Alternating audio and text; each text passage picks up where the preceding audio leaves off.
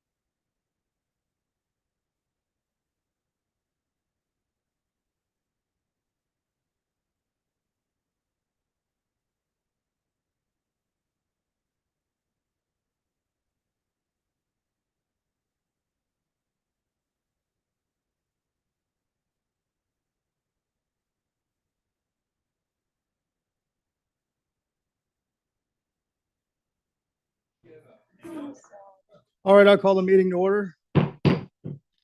Good evening. I will now open the formal city council study session and call it to order. Time is now 6:30. The Open Meetings Act is posted on the back of the wall next to the agendas, and a complete copy of the agenda and backup is available on the table in the center of the room. Public comments will be limited to 3 minutes per person and are limited only to the items specifically listed on the agenda for the formal council study session. No formal action or votes will be taken on any item during the formal city council study session. Staff? Oh, sorry, roll call.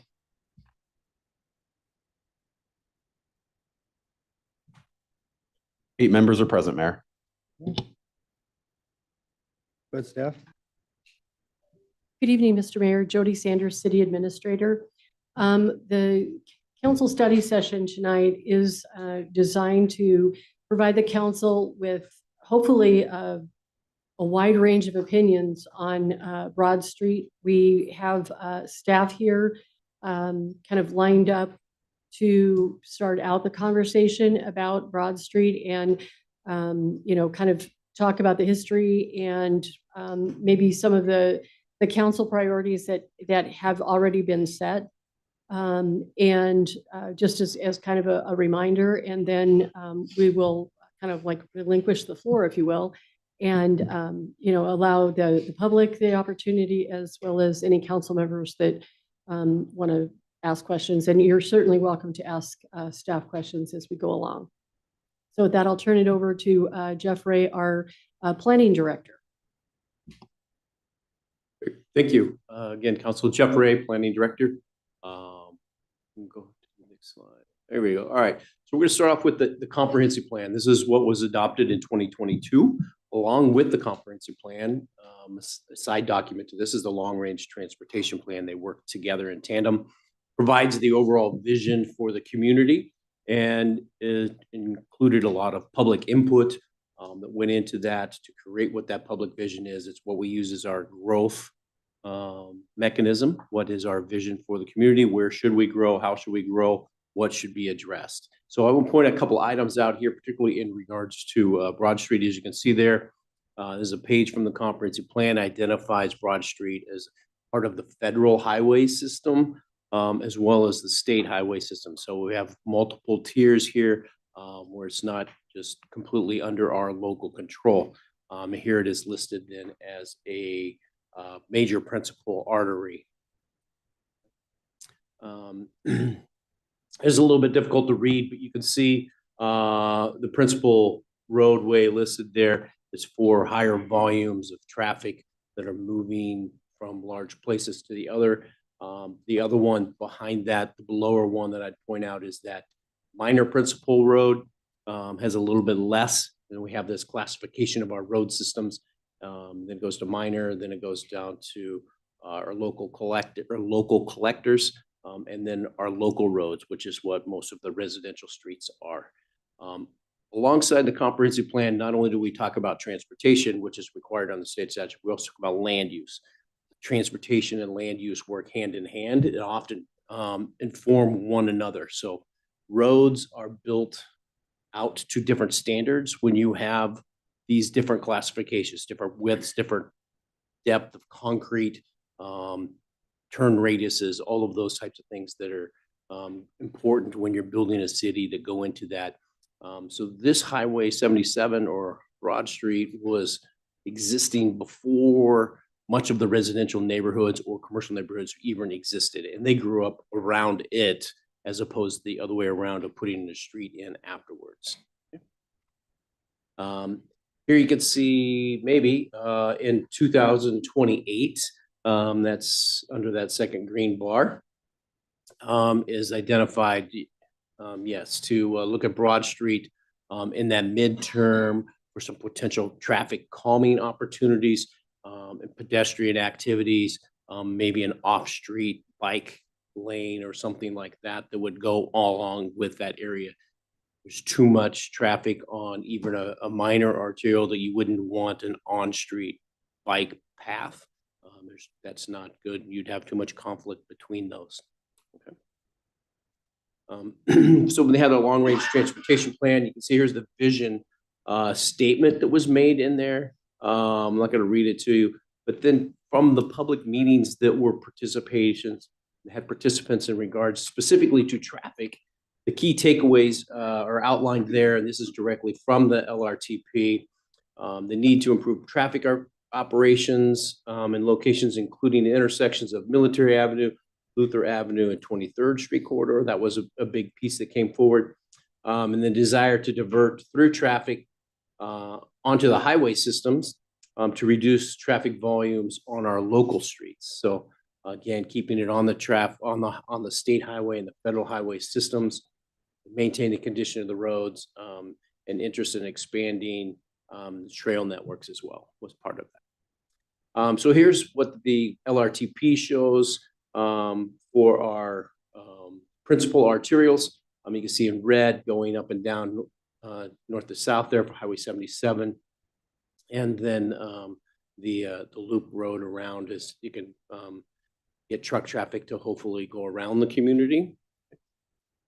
And this is the future. So in the 20 to 30 year lifetime, this is where it would potentially go, assuming that traffic would then go more around town and that would reduce from a principal arterial to a minor arterial, or to a major arterial, excuse me. So it's still high volume of traffic. It's going to be characterized by more local regional trips, not interstate trips that would go more around the community.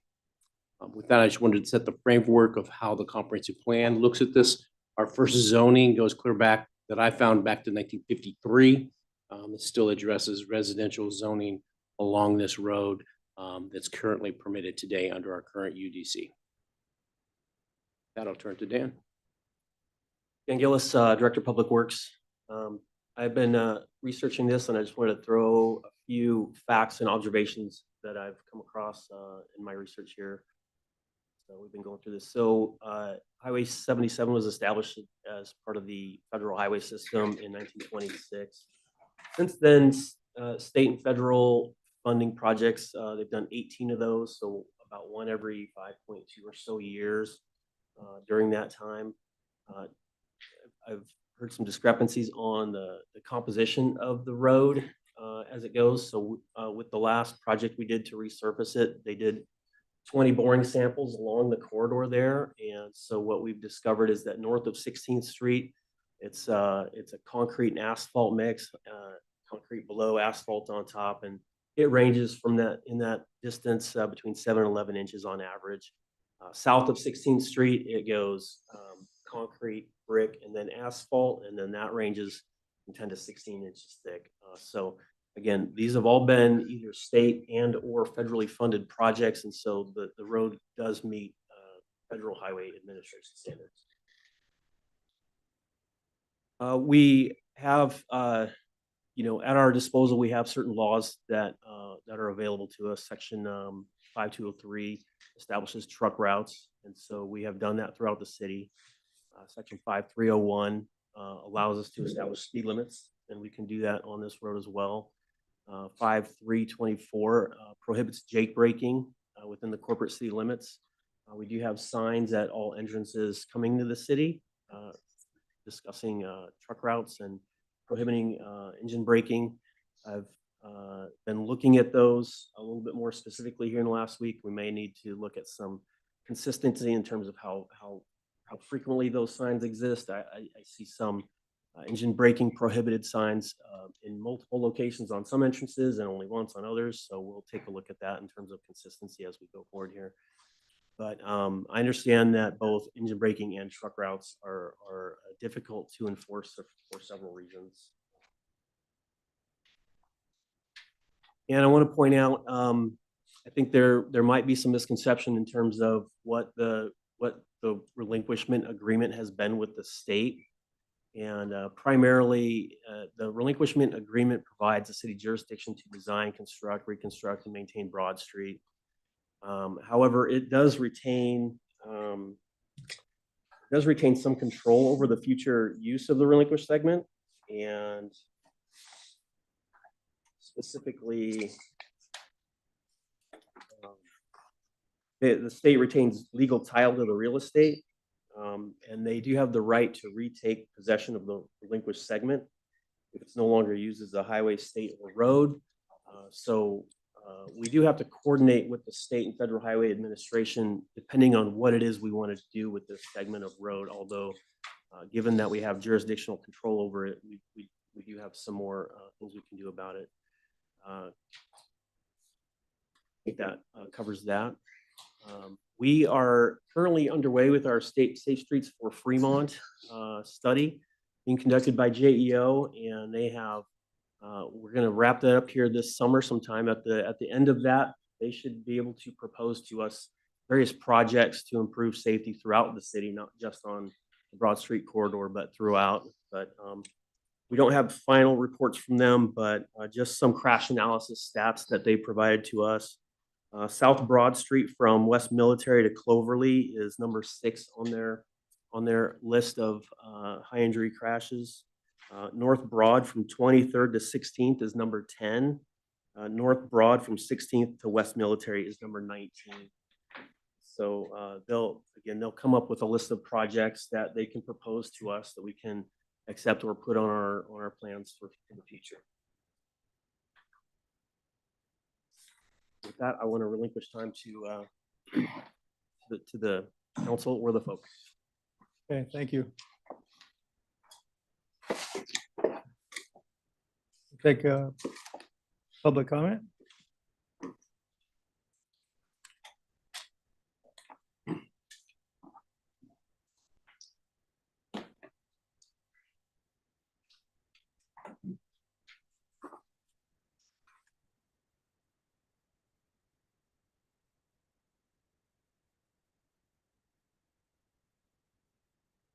My name's Don Atwell. My wife and I have lived in and owned our home at 1650 North Broad Street for over 45 years. I'd like to thank the council for hearing our concerns tonight, and especially for Blair Horner. I called him on a texted him on a Sunday afternoon, not expecting a reply till later in the week, and he was almost immediate with his response. So I thank you very much. It's very helpful. As I've stated in the past, if you choose to live on a busy street, there are some things you just have to live with. That's a given. The question really is, what is reasonable? What should we expect to be able to live with? Please understand that I don't intend to be critical of anyone. We believe that the decisions concerning the South Beltway were made in good faith with the best of intentions. But that being said, and in hindsight, is it reasonable? Isn't it reasonable to invest $62 million of taxpayer money on a roadway designed specifically to relieve traffic on an existing through route, a roadway that was in such disrepair that homes literally shook from the traffic and required another $2 million to resurface, to see no appreciable reduction in traffic? Is it reasonable to continue to allow traffic on this roadway that created those surface conditions in the first place, including especially livestock trucks and others, in a residential area where another route exists specific to their needs, knowing that the road service will deteriorate much more rapidly than anticipated? Is it reasonable to divert street repair funds, allowing other streets to remain in disrepair for such a roadway? Is it reasonable to ask the citizens of Fremont to take on the financial burden for what is, in all intents and purposes, a state highway? Is it reasonable to expect local drivers and businesses to be good neighbors and refrain from excessive noise, including loud exhaust and engine braking? They've had 2 years and they've been showing us what kind of neighbors they are. Is it reasonable to allow traffic to move at speeds that make pedestrian crossing and entrance onto the roadway treacherous? We believe most people living on North Broad Street will agree that signs and ordinances have been ineffective, or hugely ineffective. It doesn't take a sociology professor to see the deterioration of properties along Broad Street, from homeowners leaving this area because of the conditions, and more rental properties owned by slumlords. We asked the city to lower the speed limit on North Broad Street to 25 miles per hour and add four-way stops at Linden, 16th, and 19th Streets. This would accomplish two things. First and foremost, it would make the South Beltway more attractive to through traffic, easing the burden on Broad Street and the taxpayers of Fremont, and create a better return for the investment already made in the Beltway. Second, it will create a safer, more livable environment along the Broad Street corridor, making it more attractive to homeowners, improving property values and the tax base. I believe once business, okay, thank you. Thank you.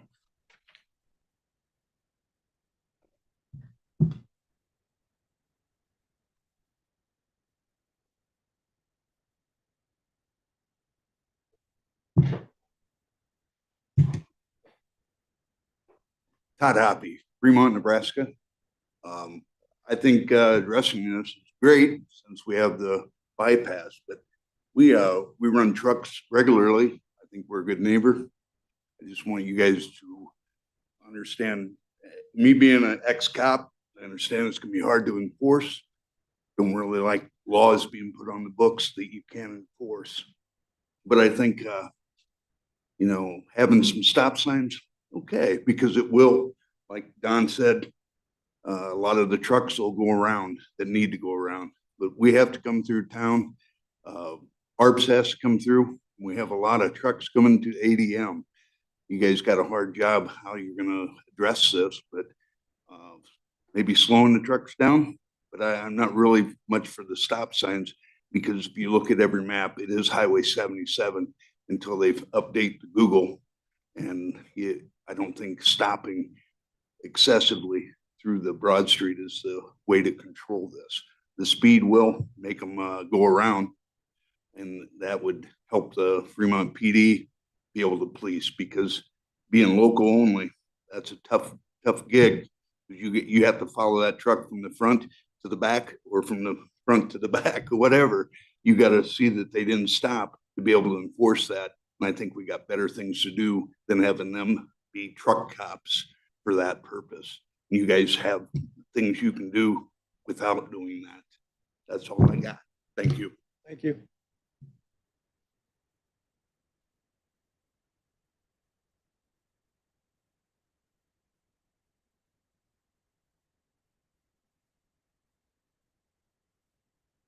Good evening. Michael Arps. I'm the president and co-owner of Arps Ready Mix here in Fremont. We have been in business in Fremont since 1964. Every day that we're open, I would suspect that we drive on Broad Street. I sympathize with some of the residents on that street, but again, it is a state highway. And it would be adversely impactful to our business if we have to, say, deliver a load of concrete to the Masonic home to go all the way around the bypass. So whatever you decide, we certainly hope that we can continue to use Broad Street, you know, with the existing stoplights in place. I'm not a big fan of stop signs, but the stoplights I get, they've been there. We live with them. We can do it. But I know, and there's a lot of other local construction companies that probably feel the same way that we do. So appreciate your time. Thank you. Anybody else?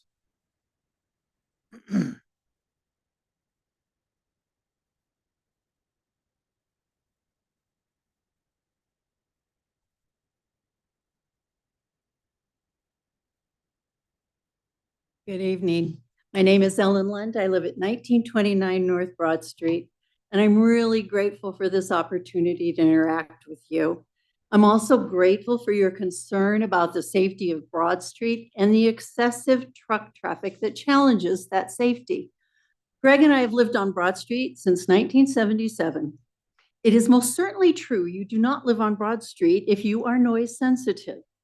I have lived within the sights and sounds of Highway 77 most of my life, beginning with my childhood home, which was 1 block off of Dakota Avenue in South Sioux City, another Highway 77 branch. So I felt right at home on Broad Street, and I loved driving down its tree-lined beauty every trip to Lincoln as a child and young adult. So when we moved here, we had 2 choices of neighborhoods, and Broad Street won. But things have changed, and it's not just me getting older and more noise sensitive. I am certainly older, but I am not any more noise sensitive than I was then. And if you listen to the rock music in my house, I would confirm that. However, truck traffic has increased. In the 10 minutes that I sat at my office desk to write this little memo, the first 3 paragraphs, there were 19 tractor trailers that drove by. That's 2 a minute. And believe me, they are not all local. That happens. And that was a very light time of day usage. In the morning, it would be double that, maybe triple that. And Greg and I have counted and timed that. I don't think anyone living on Broad Street ever thought that truck traffic would be completely removed. We realized that that is the way our city grew, and that made it unlikely. However, we hope that with the bypass, trucks would be encouraged to use this investment in our state and city road system and the safety of our community unless they had business in our inner city. I'm also concerned about the speed and recklessness of some of their drivers and their lack of concern for stopping for red lights. Everybody who lives on Broad Street can tell you a story about that. Most of us who have lived there for any length of time can tell you many stories about that. And the use of jake braking is unreal. Municipal Code 5-324 is not being used or paid attention. And this happens 2 or 3 times a night. Our neighbors across the street who had a new baby found that out in a very real way.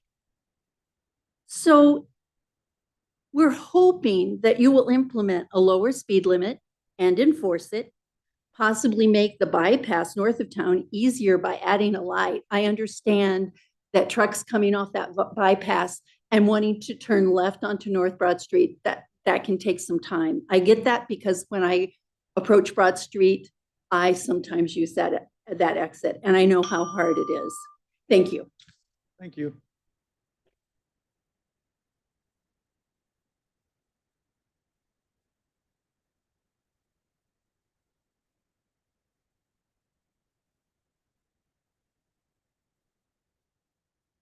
or 1940 North Broad Street. City Council Mayor, tonight we are talking about protecting a neighborhood, not punishing businesses. Broad Street isn't just pavement.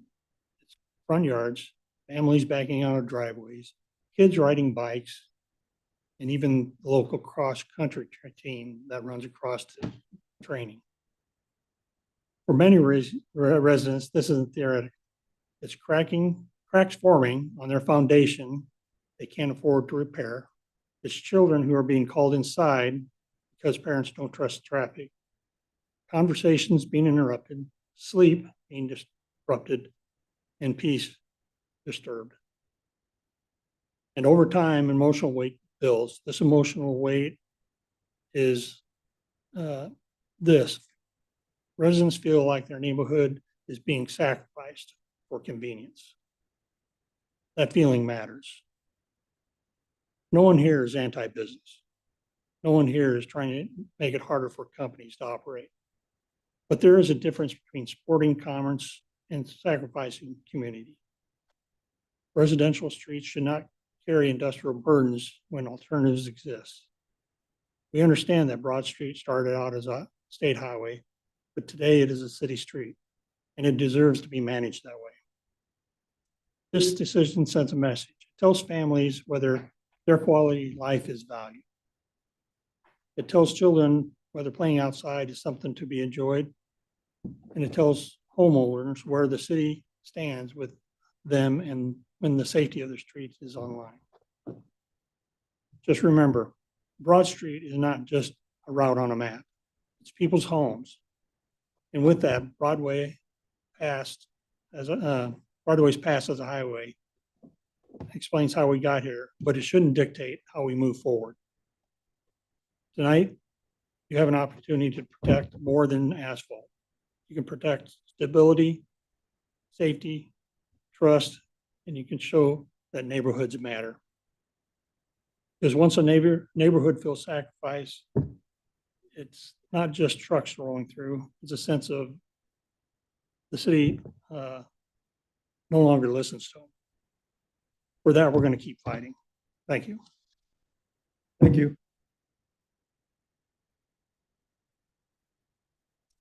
Anybody else?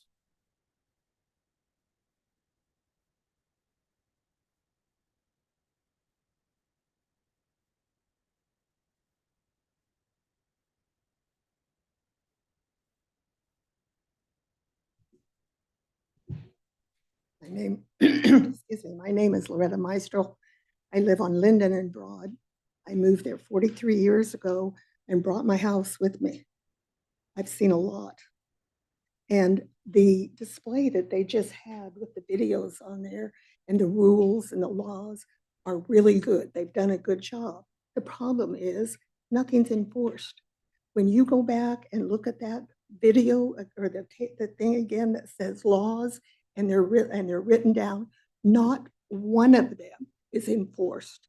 They're not happening. People drive at any speed they want to drive. They jake brake. They speed. It's just a free for all. And we have already had fatalities on there. And now it's getting so that your children, you can't let your children cross the street. Now, thank you, because we have lately been having a police presence. They're showing up and they're watching, and that, you know, you hope that's going to slow people down. But let them have the ability to start giving citations. If you're going to have that be a law and you're going to not do it, give them a ticket. Thank you. Thank you.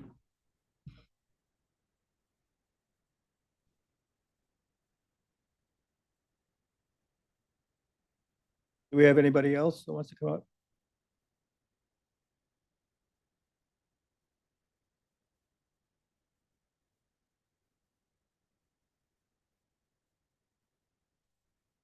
Good evening, Chris McBratney, 1308 North Broad Street. Lived there about 5.5 years now. I do want to echo something Mr. Arp said, that I do think that for in-town truck traffic, it is somewhat reasonable to expect that that's allowable. That said, working from home and having my office face Broad Street, I see a number of trailers that are coming in and they are not local. There are also posted signs on the outskirts of town. I've only seen one on the south side that says weight limit 15 tons. Having worked at Holstone Farms previously, assuming 100 hogs per trailer at 310 pounds each, that in essence is in excess of that. And I don't necessarily think this is just exclusively a Broad Street issue. Selfishly, those of us that live on Broad Street, it is. But from a constituency standpoint, any repairs that have to be done will impact the entire population of the city of Fremont from a cost standpoint.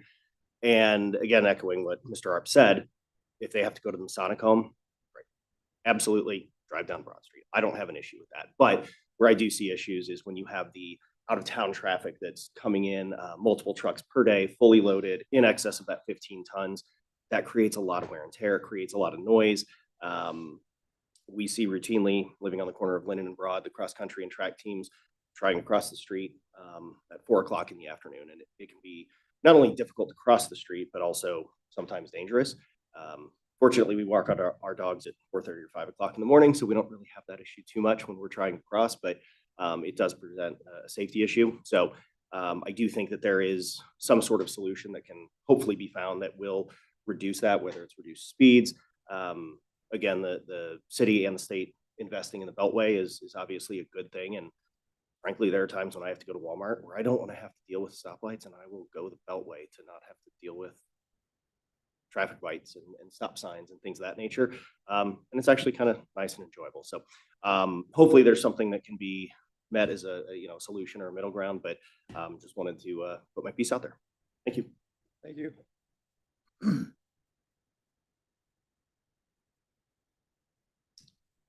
Anybody else want to come up?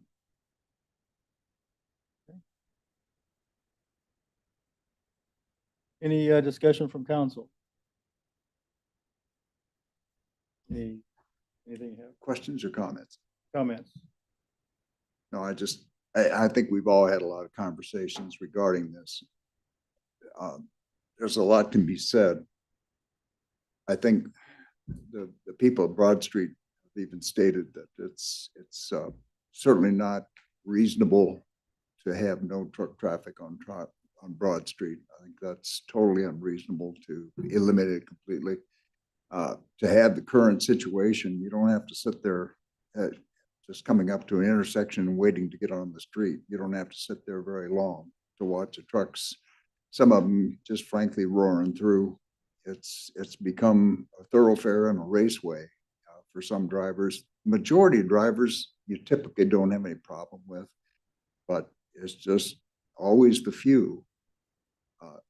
Regarding enforcement,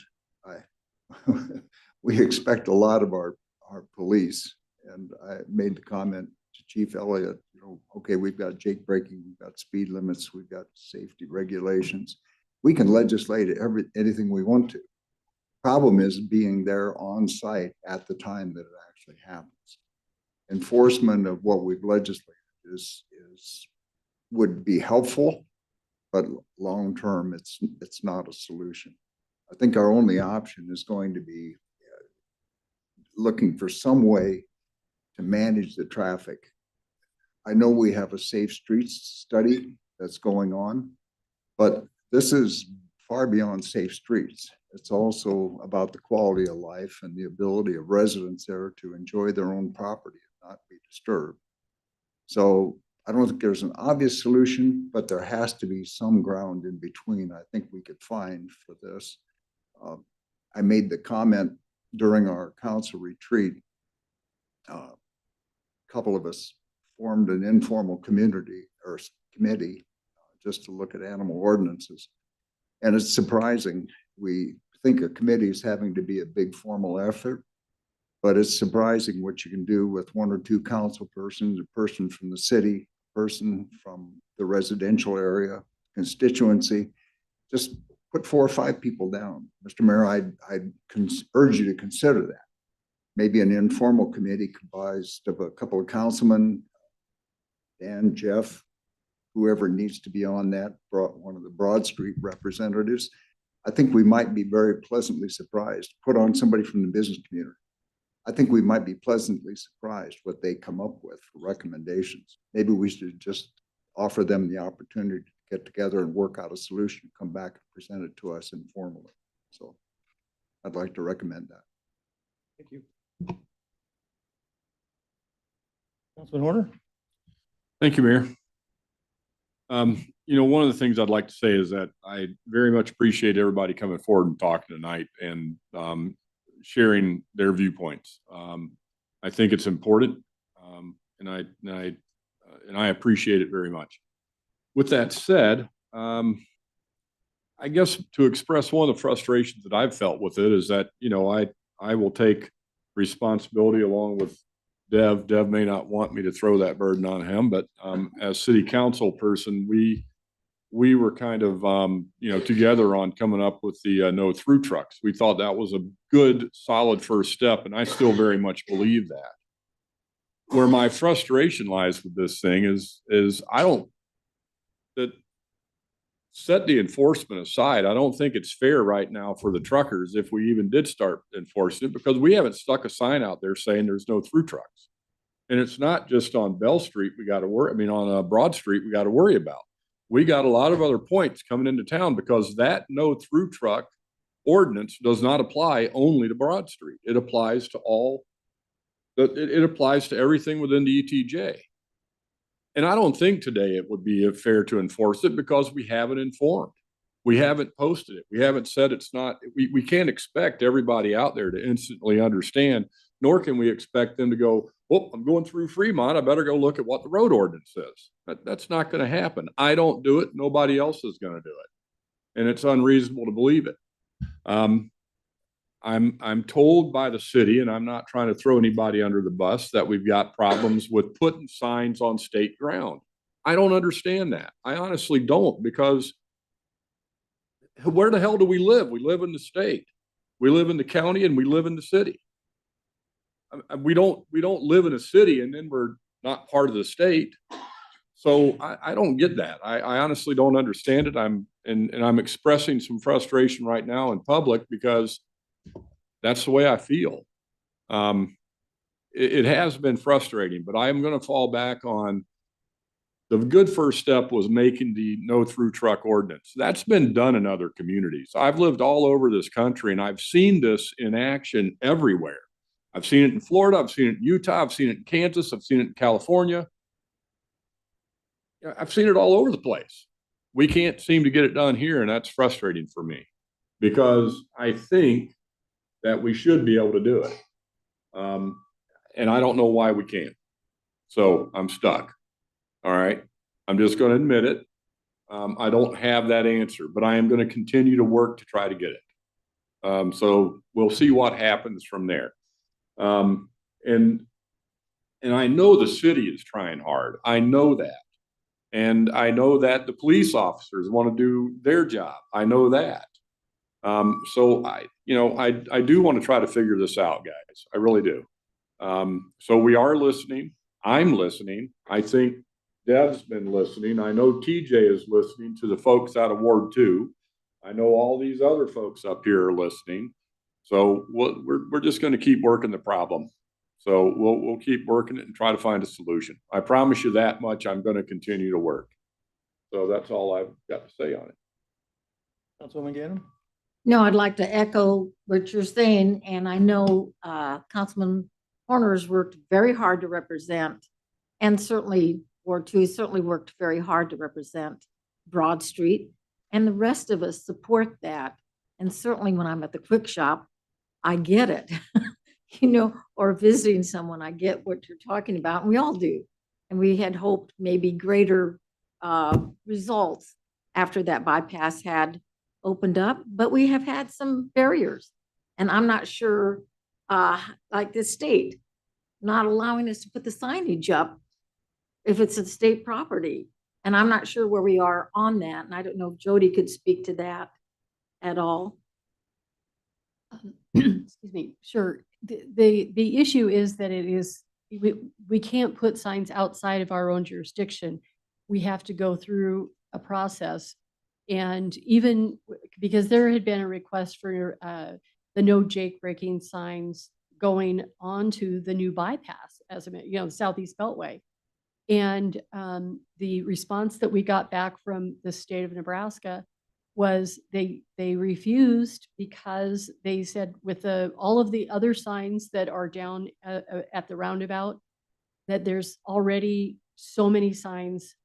They were concerned about something called sign fatigue, which means when there's so many signs, you stop reading them. I'm just reporting what the yes. Well, I sign just want fatigue. to, Well, and I mean, that's something that in the engineering studies, the traffic studies that we have, sign fatigue is something that is something that is talked about in the industry, that the more signs you put up, the less people read them, because it's just, oh wait, I'm just trying to figure out what direction I go. And I'm not going to notice the no through truck traffic. I'm not going to notice the no Jake braking. I don't know any community that allows Jake braking or would embrace Jake braking or what else? What is the other term that they use for engine braking? Thank you.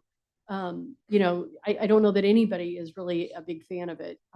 I hear Jake braking at my house and out to the east, far away from Broad Street. I hear it from Morningside and then also out on the 275 bypass.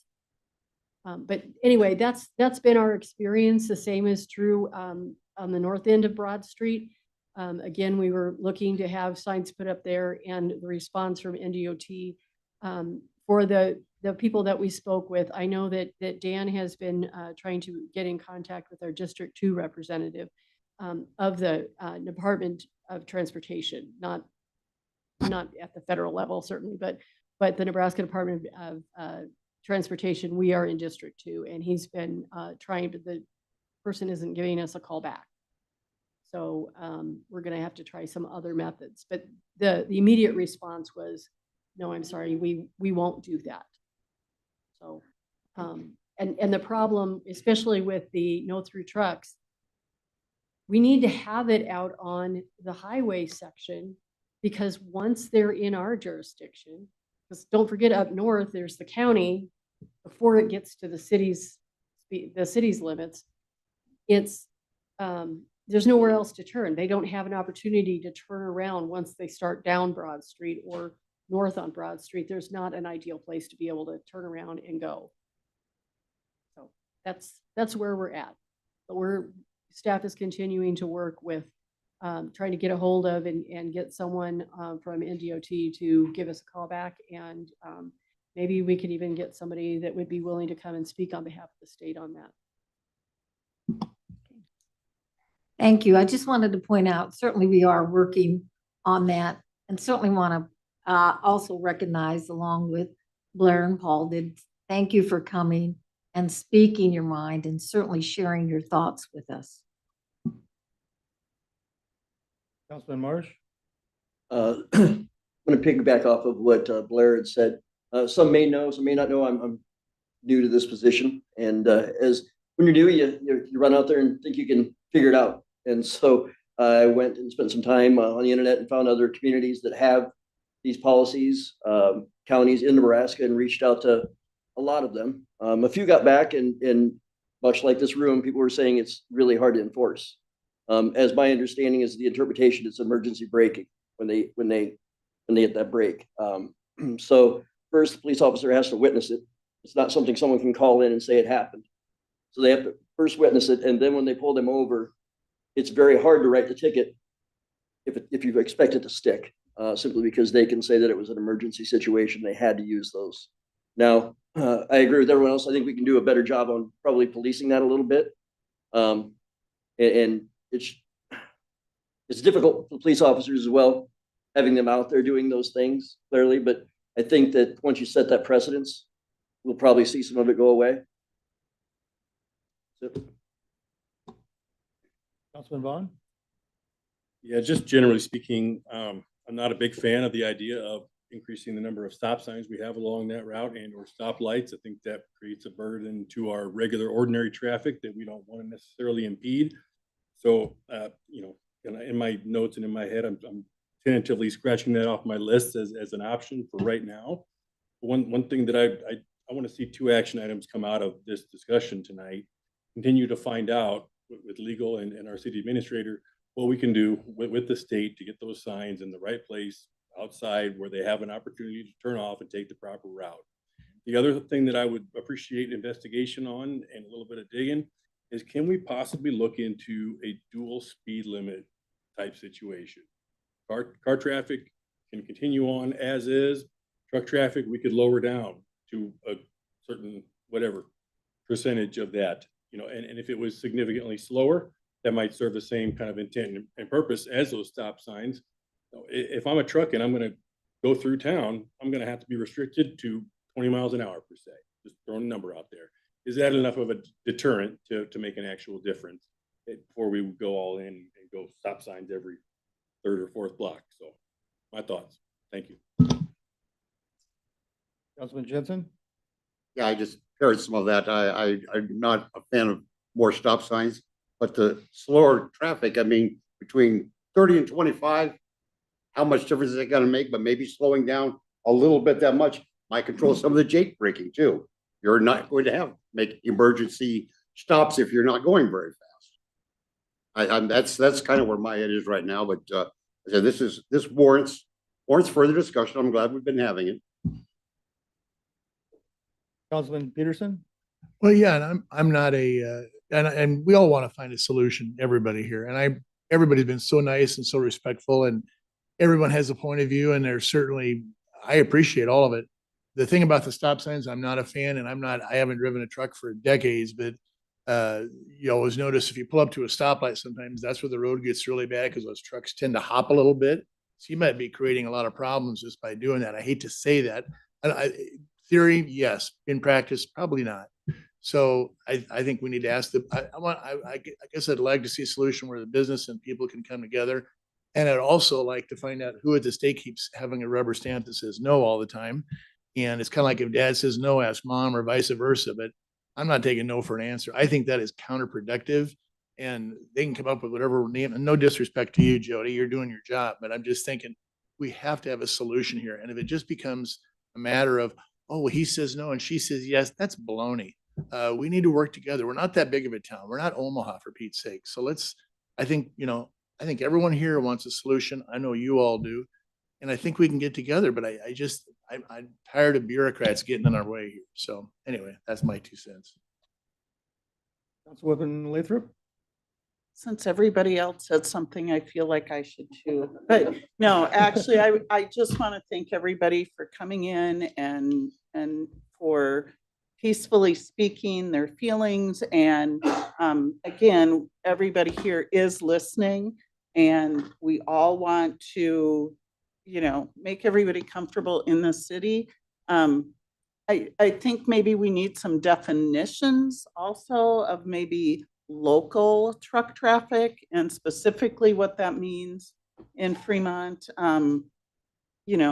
Everybody might have a different perspective of what that is, but maybe something simple for local truck traffic. Does that mean they're going to businesses in Fremont? Does that mean it has to be a local trucking company?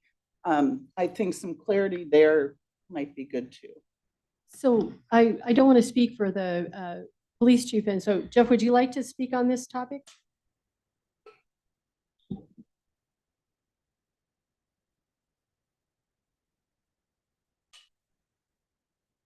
Good evening, Jeff Elliott, Chief of Police. Some people wanted to get my opinions on some of the obstacles to enforcement on that street, and I can tell you that there are a number of them. First of all, the width of the street, the volume of traffic on the street, the lack of parking lots on the street.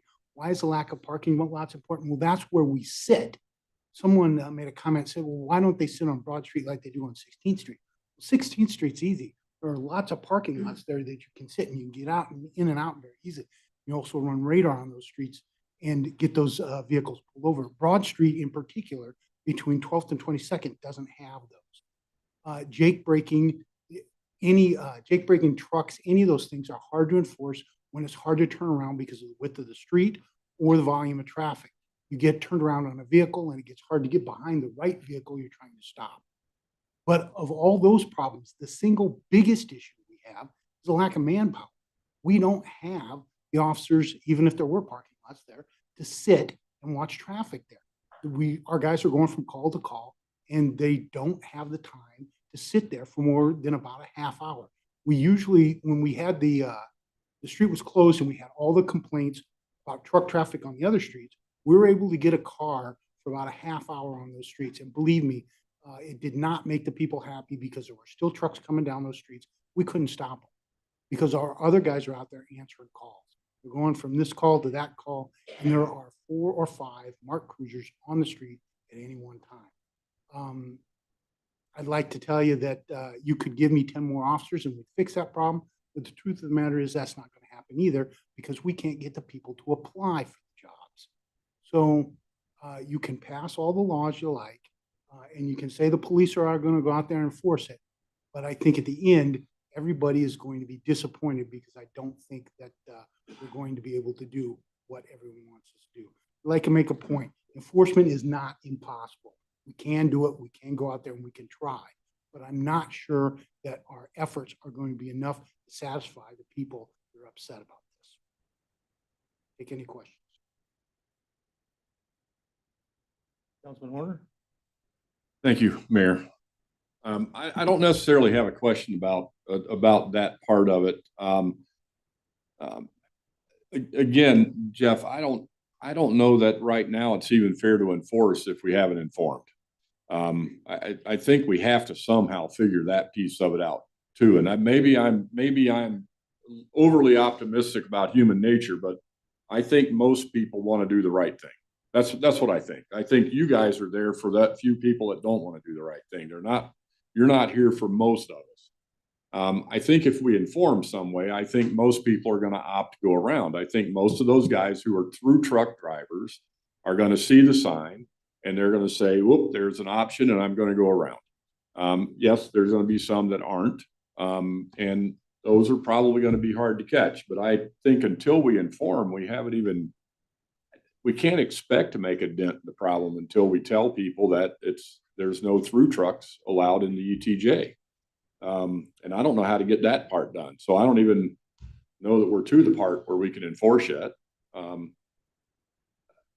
mean, what are you going to enforce? I mean, they tell you we didn't know. Well, they didn't know. I mean, I know you're not supposed to be able to say, I don't know. And then that's your excuse for not having the law or not, being guilty of the violation. But I think in this case, it kind of is. So I appreciate what you're saying. I get it. But I don't even think we're there yet. I think we have to inform first, and we got to figure that out.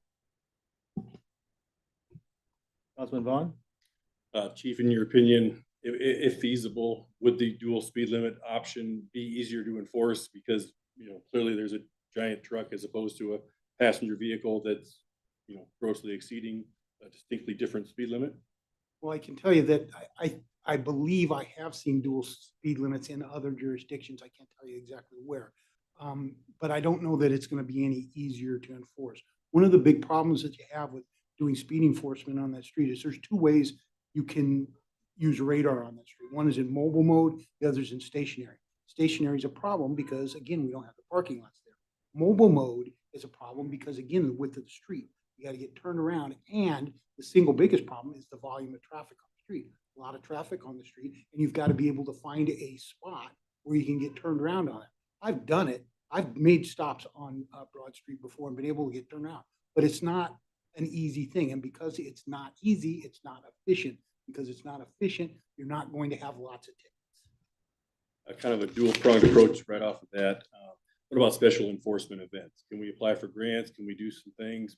Call in the county, call in the state to help us out on special random days? You certainly can get special enforcement for speeding, but not for other city ordinance violations, as far as grants are concerned. Now, we have in the past and can hire overtime officers to sit there. That's if I can get the officers to do it. Again, the manpower is the biggest issue. We don't have enough police officers Of the 40 police officers we have, right now, only 32 are actually full. Got 4 on light duty and 4 in training, and they'll be in months in training. And that's if I don't lose anybody else in the meantime. So it really just comes down to manpower and being able to get the guys out there. The guys already work 84 hours in 2 weeks, and they work all the overtime they can get. And when we have a special enforcement, it can be difficult sometimes to get people to sign up for that. Thank you. Councilman Jensen? Just one thing on the dual speed limit sign on, I don't know how that works on a 2-lane street. I mean, you're only going to be, the traffic's going to be whatever the slowest person running is. The only other thing I had was just, are the CSOs less busy than the officers, where if they just buzz the square, I mean, they look an awful lot like police cars, and maybe just a presence would be enough to help. The CSOs are out there constantly, but 2 things. First of all, they are actually busier than the police officers with the animal enforcement they do and all the city code violations they handle. They're actually busier, and there are only 3 of them, but they are out there constantly, and they are on there all the time. The only thing I can tell you is we can certainly make special enforcement efforts to try to have cruisers in that area at certain times of the day, but it's all call dependent. 9 o'clock in the morning is fairly easy to do. 4 o'clock in the afternoon, not so much. The whole evening, our busiest time of day is between 6 and 7 at night. But between 2 and 4 is the second busiest time. So it's hard to get traffic enforcement during those times, any traffic enforcement, because the guys are busy handling other things. Councilman Von Baron? Yeah, no particular question. It just, in a previous life, just before I retired, I managed a group that we probably supervised 400 to 500 individual deliveries per day, basically by semi. Up to 300 of those were high intensity. I mean, they were literally just in time, where if we failed, we did thousands of dollars of damage to that particular customer. That's no exaggeration. A day failure could easily do $1 million worth of damage. There was not an option. So, and we had the same problems. But the bulk of the drivers were fine, but we had our problem drivers, and those are the ones that determine whether you succeed or fail. We learned one thing out of that, and that's when you can't enforce, you have to regulate. That was our only option for making that happen. What I'd suggest, for example, in something like this, we had every one of our trucks ID'd with an individual number. The public could call us, and immediately we knew which driver that was. The first step was a warning. Just say, okay, we'll cut you some slack. Just don't do that again. The second one was tough. We came down pretty hard on it. We penalized them. And the third one, they no longer would be eligible to drive for anything that we did. That literally could mean their job at times. My only point of this is, I think if we got creative, we could come up with a system where maybe we just asked for or authorized decals, for example, for concrete trucks going through, for metals trucks going through. Fremont Beef has asked for an exception. We could identify trucks with a legitimate purpose within Fremont. If they're through trucks with no legitimate purpose, there's no identification, we have every reason to stop them. There will be people who will transgress that by mistake. So the first time, just give them a warning, make it easy for them. But second time, if they ignore it, and you do this by driver, $250. Make it just stiff enough that they don't want to do it again. I can't give you an exact template for this situation, but I can tell you from a lot of pain and 8 years of dealing with something like this, that there is a solution that that doesn't have to depend totally on enforcement, that can make enforcement a tool for the regulation that I think that you want, without going to speed limits and stop signs, some of those things. If we put our minds to it, there's a solution here that could be had, I truly believe. Councilman Vaughn. One more, if you'll indulge Yeah. me, I forgot to ask, what about the option of, private driveways? If the citizens along Broad Street are so fed up with it, would they allow cruisers back into the driveways to be a monitoring set point? So we've done that before, in particular 16th Street. We've had a number of complaints there and citizens have asked us, please use our driveway, and we have. It's not as efficient. One of the reasons is we have to sit perpendicular to the street, which means you have to turn your antenna radar, which causes other problems that I won't get into here. And the other issue is then people want to go in and out of their driveways. So it's not always the greatest solution, but we've done that before and it has assisted. In particular, 16th Street we got a lot of speeding complaints there, but we got the parking lot at Garden City there that helped us there. So. And one last follow-up, any ideas that you might have, we might be overlooking, please? I wish I had an idea, but I think I'm pretty much in the same boat as everybody else. I don't have a good solution. I understand the people on the street. If I lived on the street, I feel the same way. I don't know what the solution is. I just don't think that saying, hey, we're going to pass this law and the police are going to enforce it is going to fix the problem. We'll try, we'll do the best we can, but I suspect you guys are still going to be getting calls going. Trucks are still coming down here, and the problem is not solved. So I'm sorry, I don't. Councilman Horner. A question for legal. We were handed out a comment. Could someone maybe I think it would be at least useful for the folks that came, the residents, to come to at least hear this one email that was handed out. Is that okay if we read that? Are you kind of adopting that statement or do you want to have it received? I think it's already been received. That's just a public comment we received by email Oh, for. public comment? Yeah. You want to read the public comment aloud? Yeah. You all right with that? All right. Yeah. Yeah.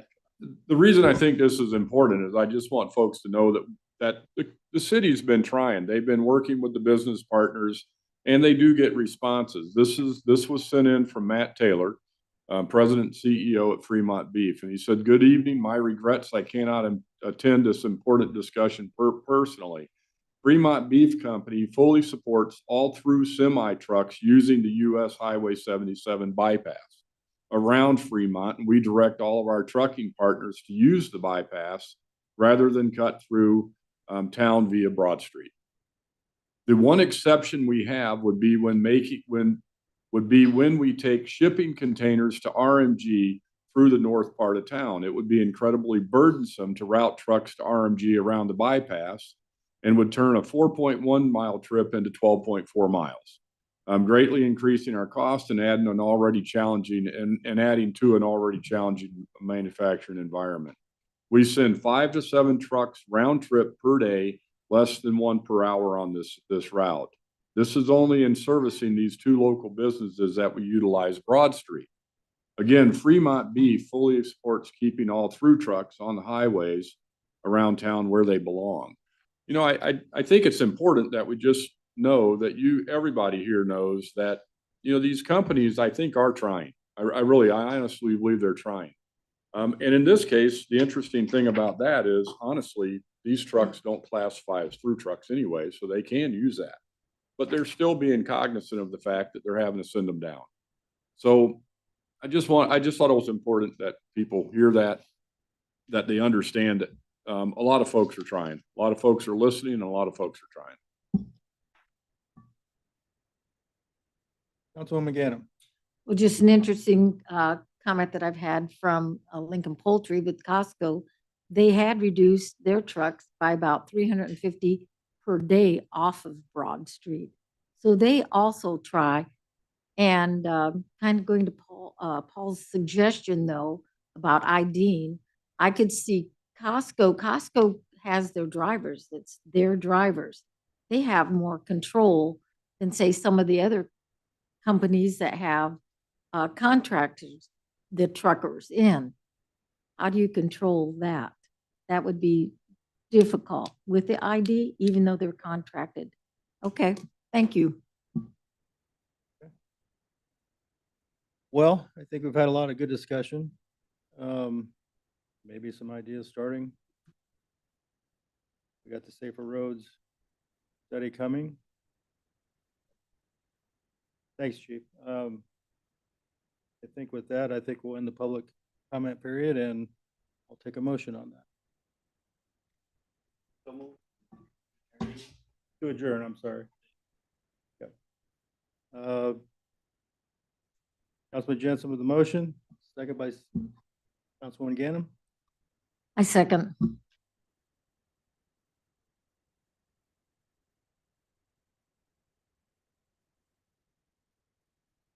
The motion carries 8-0, Mayor. Okay, we are adjourned. Mr. Mayor, would you consider maybe a 5-minute break between Yes, the meetings? I'll take that.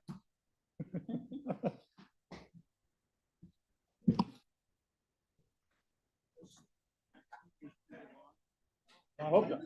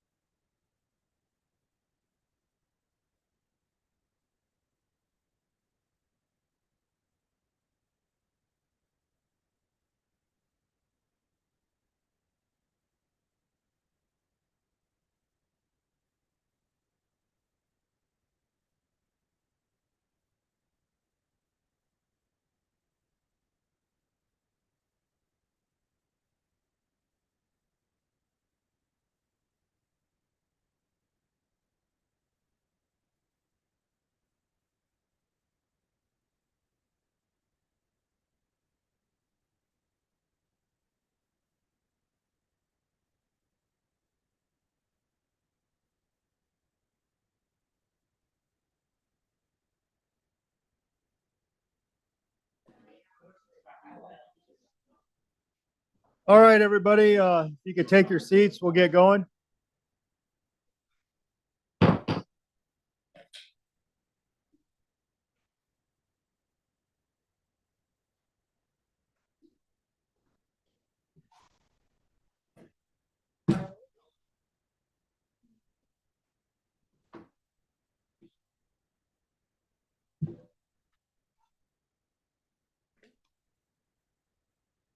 All right, I'll call the meeting to order.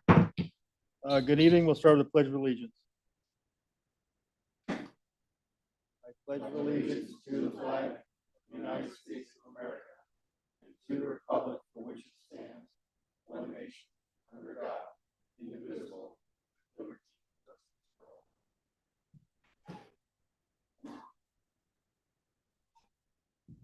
for all. I'll now open the City Council regular meeting and call to order. The time is now 7:44. The Open Meetings Act is posted on the back of the wall next to the agenda. Roll call.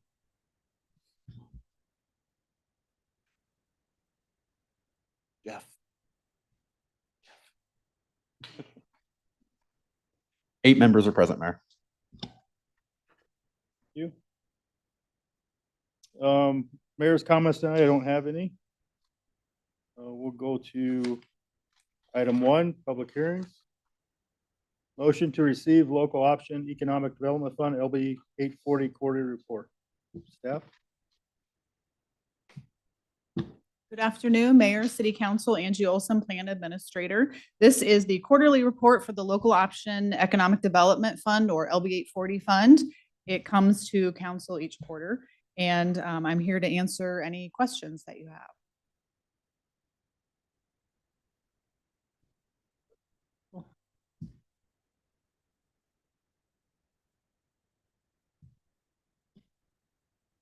Councilman Horner. Thank you, Mayor. Thank you, Angie. Not any specific question, just, one of the things that I look at and we had one in 2025, kind of a thing. Is there anything that I don't necessarily think you want to go out and, ask people to come ask for money or anything like that, but do you have any feeling on why we may not be getting more requests? It certainly seems like things are happening around town, and I just would have thought we would have had more requests than we were getting. Sure. So, we do want people to know. So we do want to educate and go out and talk about it. And we do when we're able to. Capacity is a little bit of an issue there, but we do have 4 businesses that we're working on applications for. Many times you begin work on an application and then you don't see the end result. And that is generally kind of up to the business and maybe something that's going on there. But I can say that we're working with 4 applicants. We have 2 housing ones. We're kind of excited about those projects. And and I can tell you, because we have the full application, that we do have a full application from Habitat for Humanity for a housing project. So we're hoping that internally we can meet on that soon and then maybe take those to committees later this month. So, I don't know. I do know that sometimes businesses learn about or come to us when their project is already started. And so I guess to educate council too, if you know of anyone that is interested or they mention interest, make sure they come to us before the project starts, because that we can't fund anything that is already in progress or completed. And that has been kind of a hurdle sometimes. Anybody else from council? Thank you. I'll open the public hearing. Seeing none, I'll close the public hearing. I'll take a motion on this item. Councilman Jensen. I'll make the motion to receive the report. Councilman Horner. I'll second.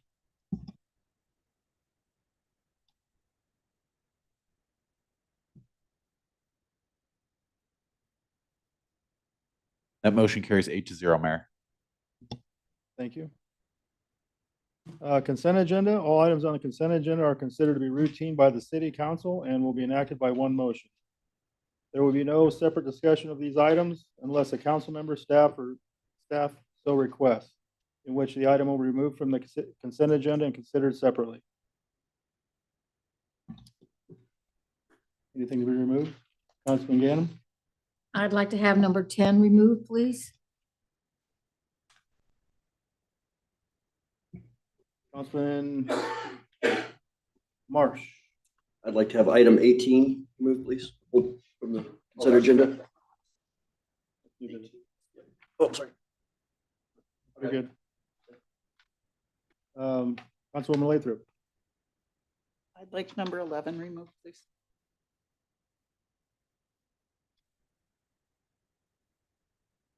Okay.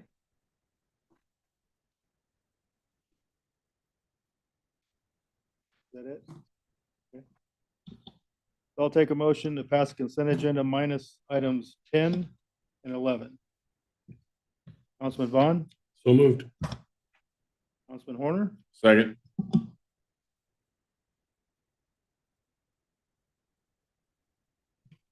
That motion carries 8-0, Mayor.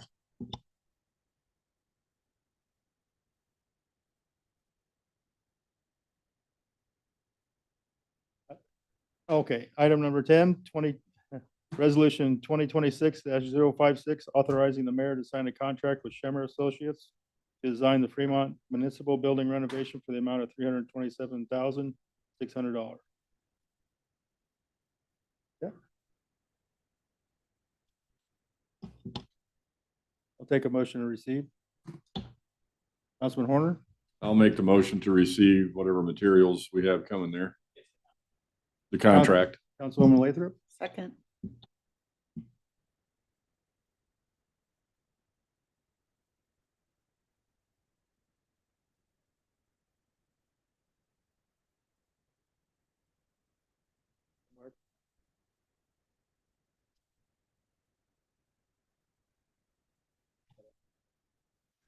That motion carries 8-0, Mayor.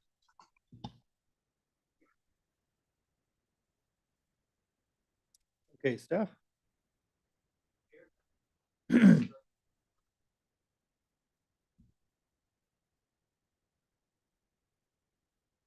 Thanks. Thank you for your time.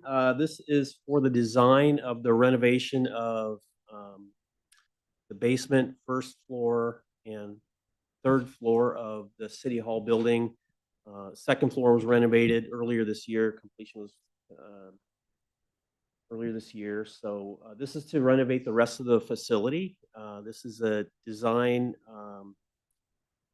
contract that we sent out to 3 firms to propose on. And all 3 firms did propose. Schemmer was the lowest price qualified firm of the 3 proposals. They won the combined average of the rating of the raters. They won the rank differential, which sort of penalizes lower ranks and rewards higher ratings from folks. They're also, in terms of competitive range, they're the lowest bidder. Again, all 3 firms we found to be highly qualified. And so primarily, this will be to fill in the drive-in that we use for drop-offs for utility payments. And it'll update the HVAC and electrical system for the building and get, we'll touch up on any code deficiencies that we might currently have.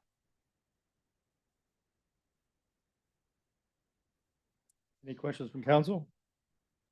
Well, I was just looking at the amount for the design alone, kind of made me nervous about what kind of cost are we talking about for actually doing the renovation when this is over 300,000 for the design work.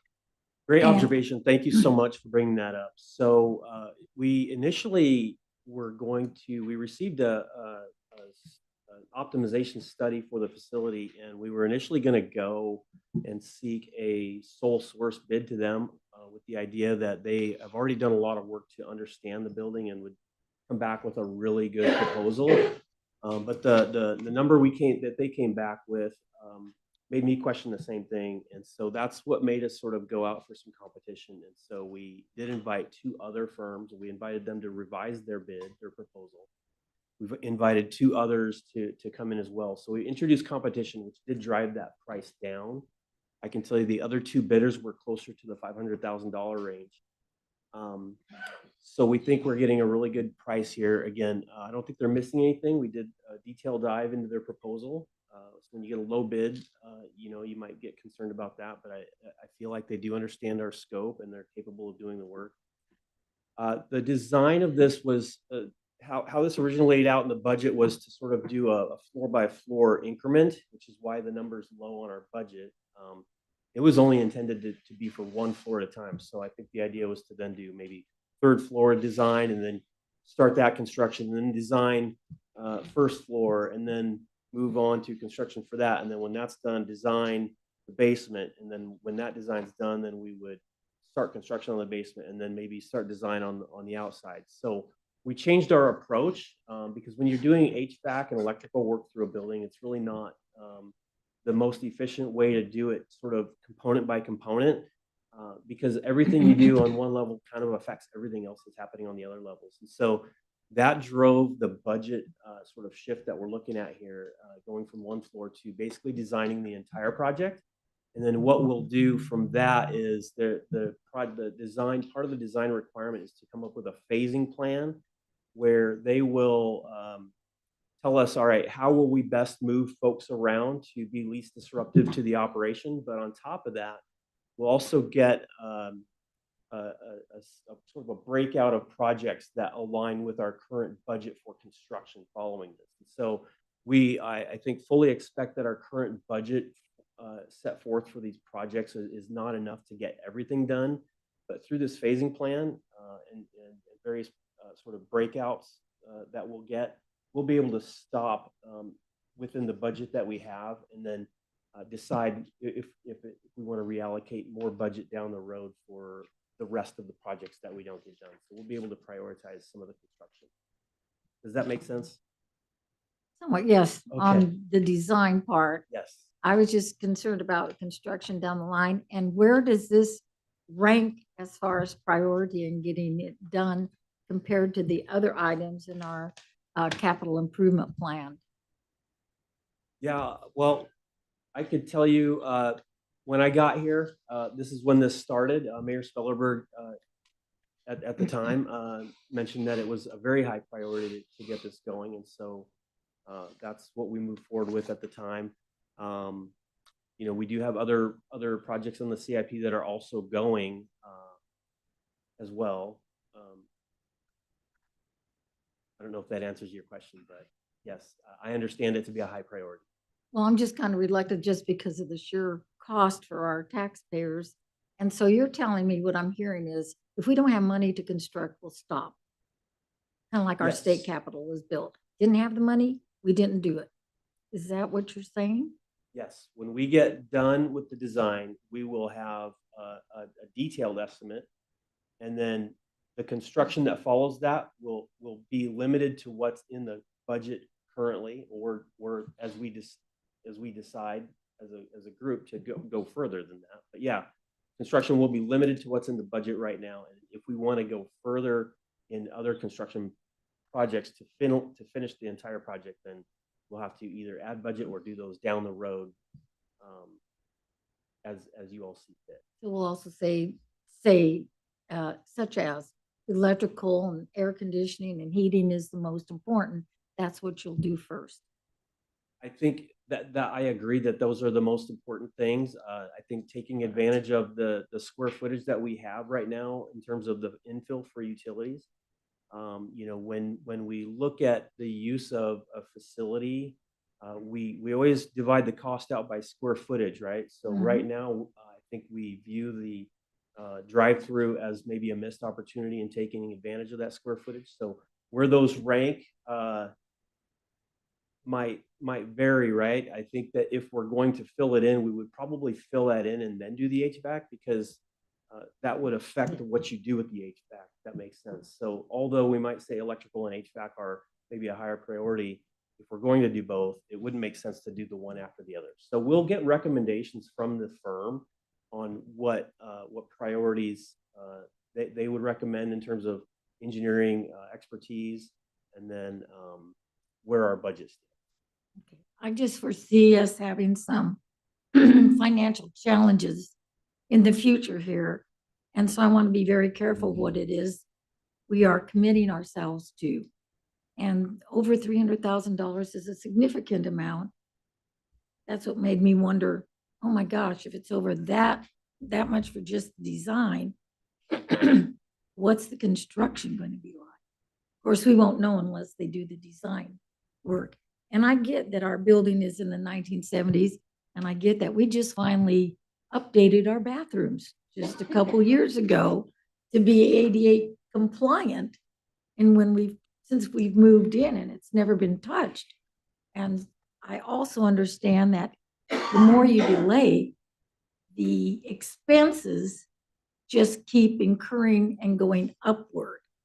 Just like our law enforcement center is more than double what it would have been had we been able to build it several years back. And I saw that in the business that I was in with the public schools. You delay something and it's more expensive down the line. So I just wanted those questions asked and answered. Could I fill in a little bit? Jody Sanders, City Administrator.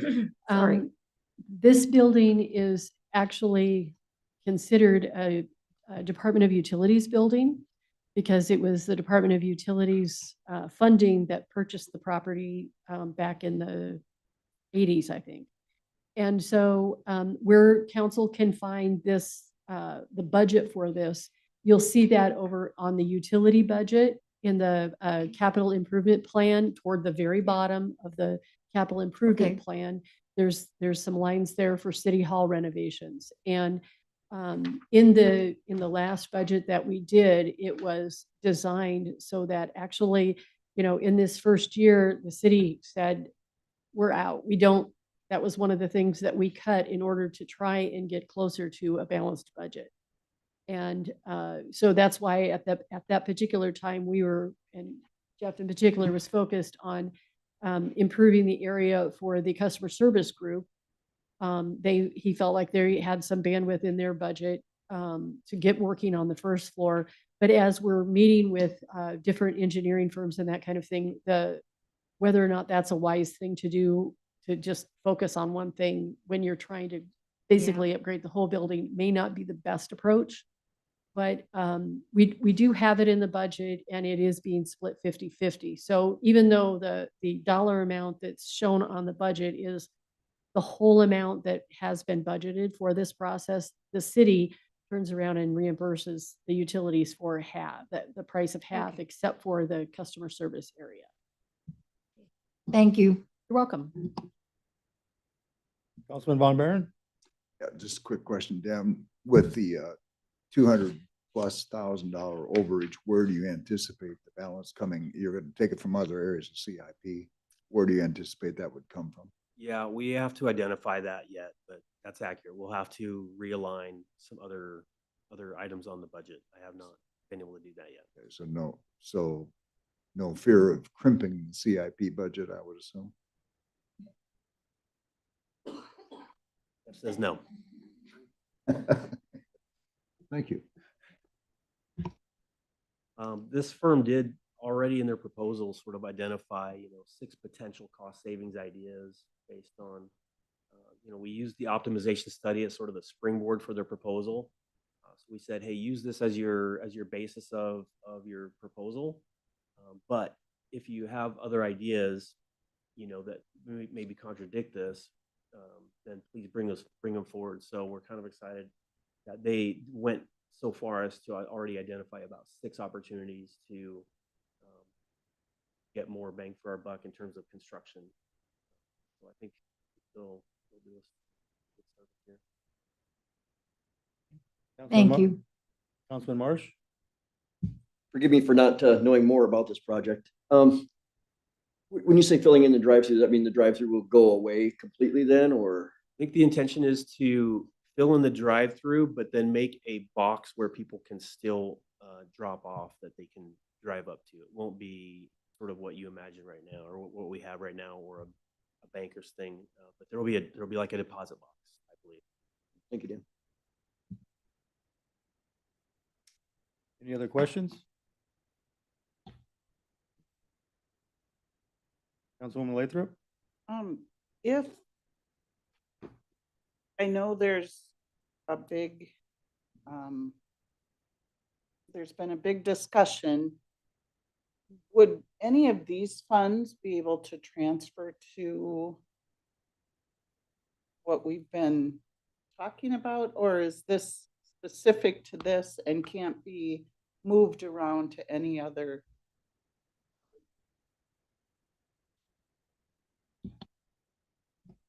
No, I would say Jeff Shanahan, Utility General Manager. This is a line item in the capital budget that we work through. It's not specific to any individual department. It's on the administrative level, I think. It falls under, just the general one.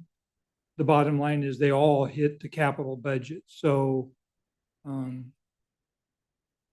yeah, if you don't spend it, everything gets on the capital projects.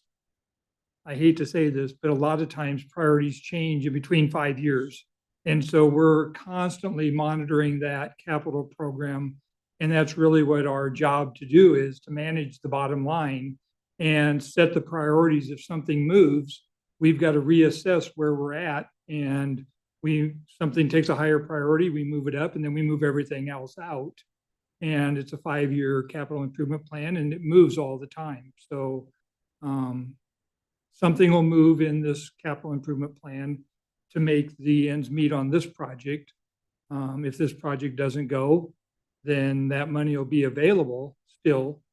We'll still look at the other jobs. If some job comes in long, then we'll have this. If some job comes in short, we won't have spent it. It would go into the reserves, or it just stays as cash. Yep. Any other questions? All right. Thank you.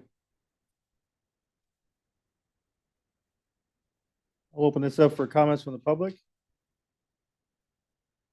Seeing none, I'll close the public comment. I'll take a motion this.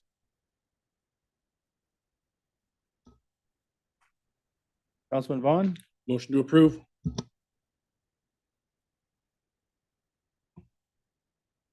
Councilman Von Baron? Second.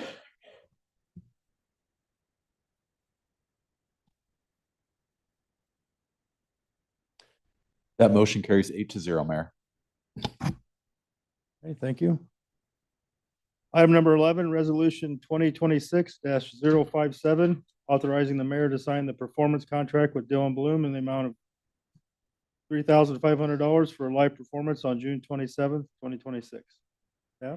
Good evening, Mayor, City Council, Angie Olson, Grant Coordinator. This agenda item covers a festival that the Creative Council, who manages the Fremont Creative District, is planning for June 27th. It will be a culmination of the kickoff of the amphitheater in the auxiliary building in John C. Fremont Park, as well as the sculpture walk across Nebraska being implemented here in Fremont. And as part of the program, Dylan Bloom is scheduled to come perform from 7 to 10 p.m. The actual event is an all-day event, so 1 o'clock in the afternoon is when it will actually start. And there is a typo in the staff report. The contract price for the performance is $3,200. It does say $3,500. That is incorrect. That's not in the resolution, so there's no changes needed there. I just wanted to point that out. I'm here to answer any questions. Councilwoman Lathrop? I don't have any questions like I had mentioned. I just wanted to highlight that because it's kind of the kickoff for the amphitheater and for John C. Fremont Park. So thank you. Councilman Horner? This will probably be more of a question for Travis. Do we need to make any amendment to this to, if we make a motion on this, or if we vote, we make any amendment on this to correct the price? No, that was just in the staff report. All right. The resolution and contract are good to go. Okay, thank you. Councilman Peterson? Yes, this isn't really a question. This is great. I'm excited for it. I think it's a good thing for the city and part of our quality of life. And I also applaud whoever decided, and maybe it was you, Angie, to hire local talent. I think that's really a great idea because these guys are good and we don't need anybody from Kansas City right now. Maybe someday, but this is great. Start off with the right foot and hire some local talent. So thank you for doing that. Sure. Well, I have to give a shout out to Brenda Wilberding over at the Chamber. She's on Yes. the Creative Council, and that was someone that she reached out to perform. Good deal. Good deal. Any other questions? Thank you. Open this for comments from the public. Seeing none, I'll close the comments from the public. I'll take a motion in this regard. Councilman Jensen, I'll make the motion to approve resolution 2026-057. Councilwoman Lathrop, Second.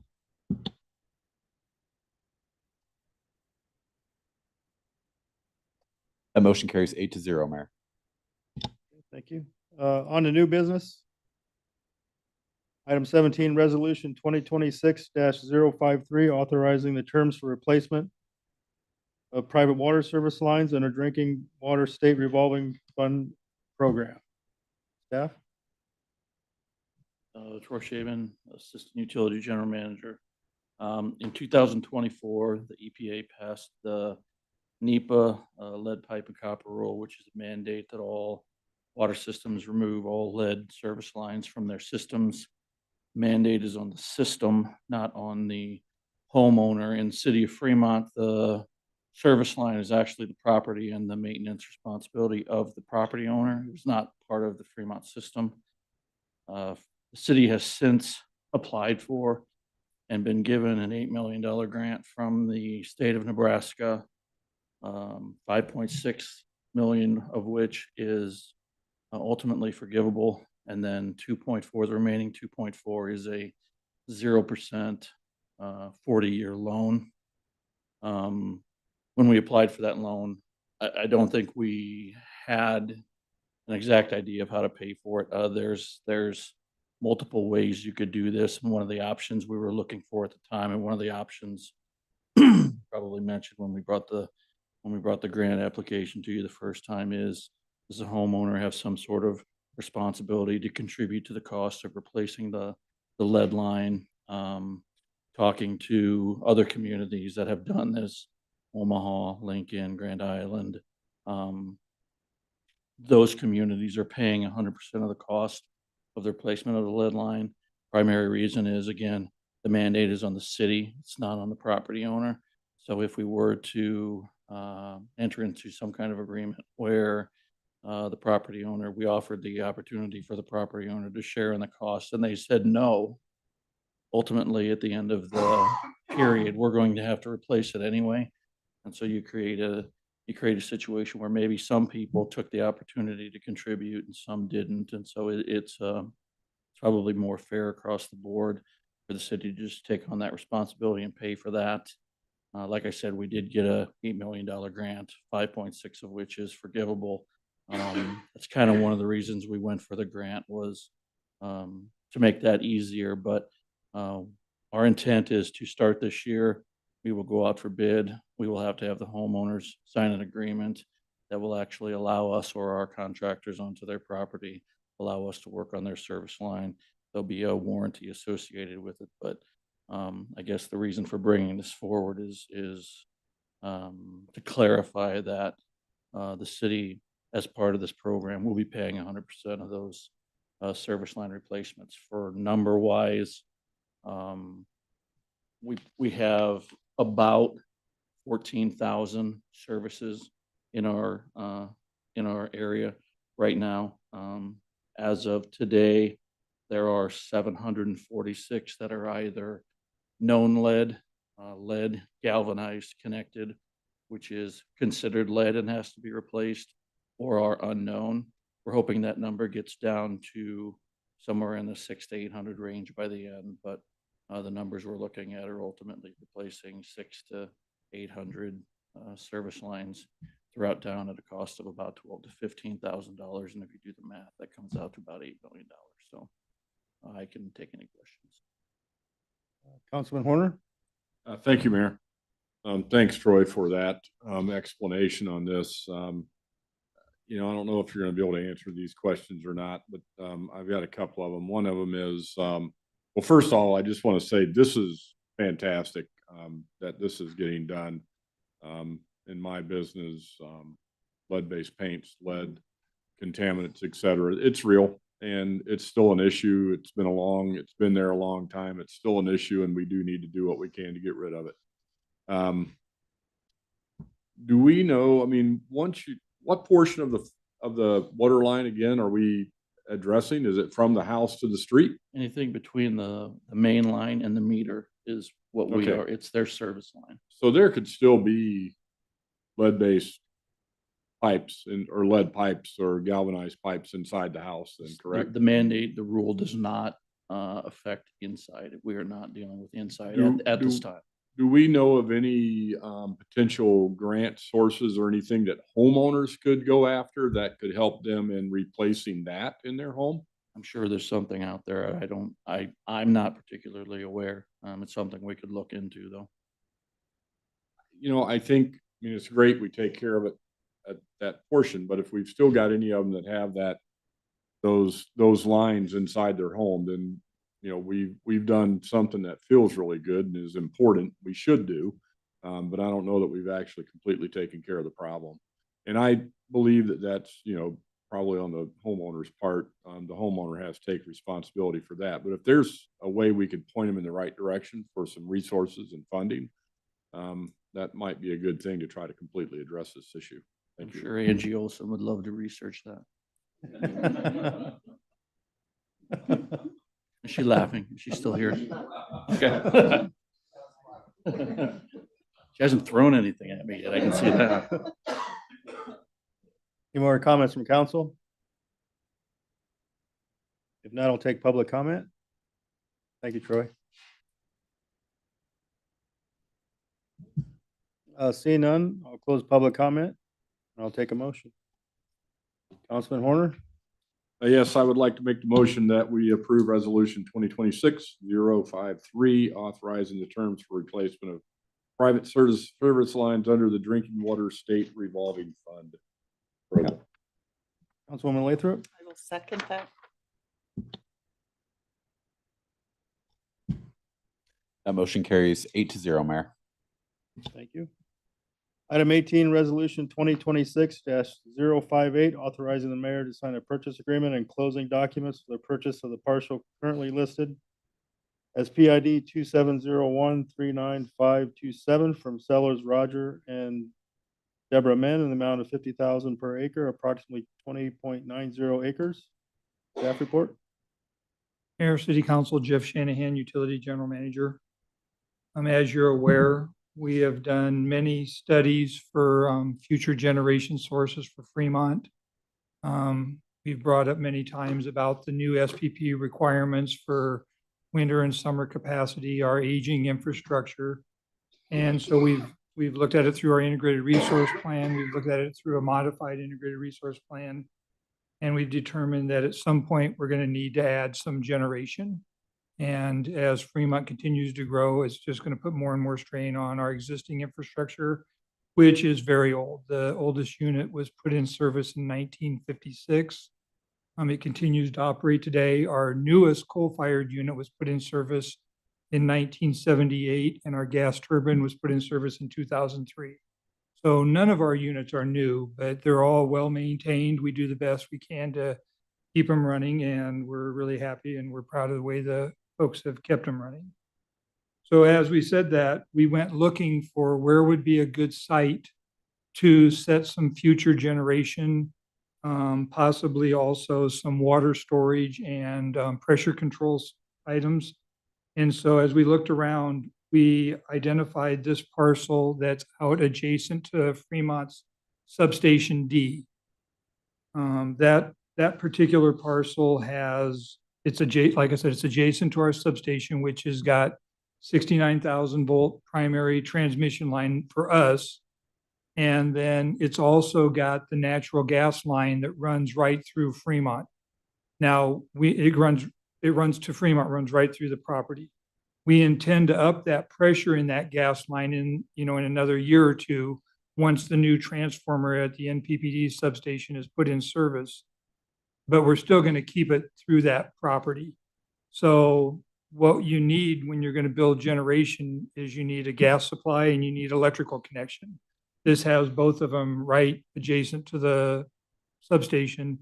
And there's a 12-inch water main that runs along Summer Street that we can tap into for additional water for the emission controls and the operation of the turbine.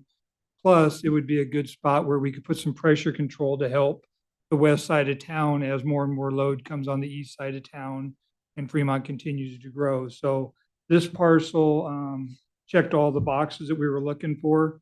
We reached out to the property owner and he just told me we've been at this for almost a year now. And so we've been working through all the different hurdles to get to this point, and we feel it's an excellent location. In addition to being located by our substation, we also have our interconnecting to the outside world right across the street at the NPPD OPPD substation, in which in maybe the fall of 27, we'll have the new transformer that you approved a while back, which is a 100 MVA transformer interconnect. So there's a lot of advantages to this property, and we think it's ideally located. It also provides some separation from our other generating sources. All of our other generators are on the southeast corner of town. You have something that severs the tie lines. We struggle with generation on the west side. This will give us some power supply from that side of town too, to help those folks over there. So this is what we're recommending, and happy to take any questions. Councilman Marsh? Yeah, I want to be clear that I understand that there's a real need, obviously, for generation or to have more power in that end of town, especially. And I guess you have an RFP out for a couple different options, correct? We are we've got an RFP developed. Okay. As soon as we get the property, if the property we're not going to put out an engineering if we're going to change locations, because then we got to redo gas lines and transmission lines and add that to the RFP. For the people who are watching and in here, can you explain the difference between those facilities, the different ones that you're gonna have an RFP for two different? Oh, the types of generation? Types of generation. What we're looking at is either what they call a RICE engine, a reciprocating internal combustion engine. And those are typically, what we'd be looking at would be in the 9 to 11, 12 megawatt range. So depending on our budget, we might be and we'd like to be in the 35 megawatts of total build out. So we might try to get 3 of those maybe built. That way, if any one of them is out of service, you're not completely out of service. They tend to be a little bit lower cost. They tend to be a little bit lower heat or better heat rate, but they have some emission controls that we have to add on, and they have a lot of maintenance on them. They're basically a diesel engine or a gas engine. The other type of turbine we're looking at is called an aeroderivative. It's basically a jet engine that's connected to a generator, and it spins the generator and we run off of that. The aeroderivatives, they take around 700 to 800 pounds of natural gas pressure.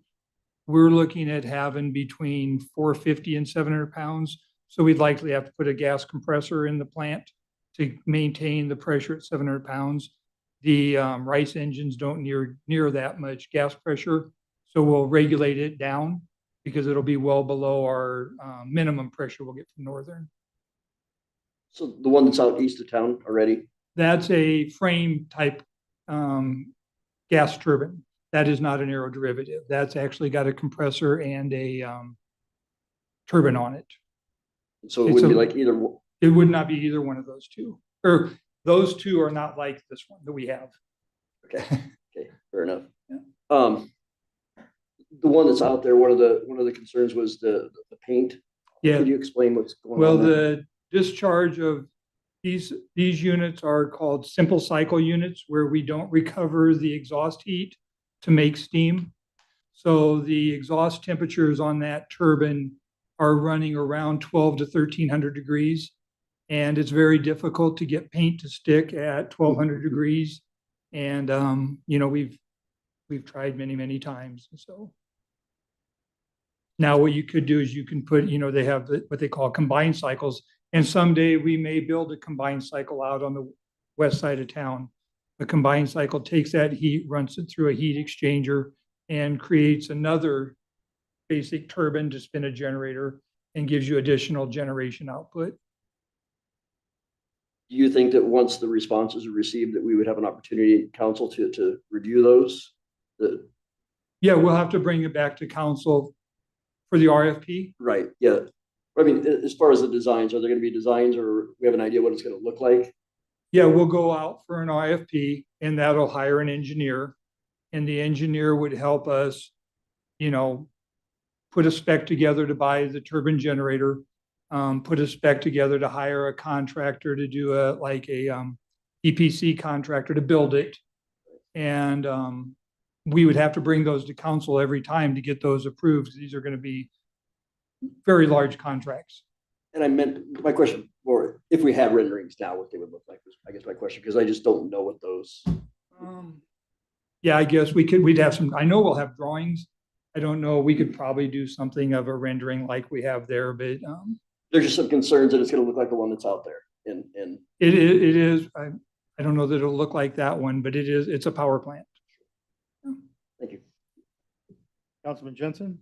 I just had, just for the sake of the public, just a question on this. I know 50,000 an acre is, he's getting a very premium price for this. He was not a motivated seller, but my understanding, this has got all the utilities there, all there ready. We could buy a cheaper piece of property and spend more money getting what we need to that property. Is that a fair statement?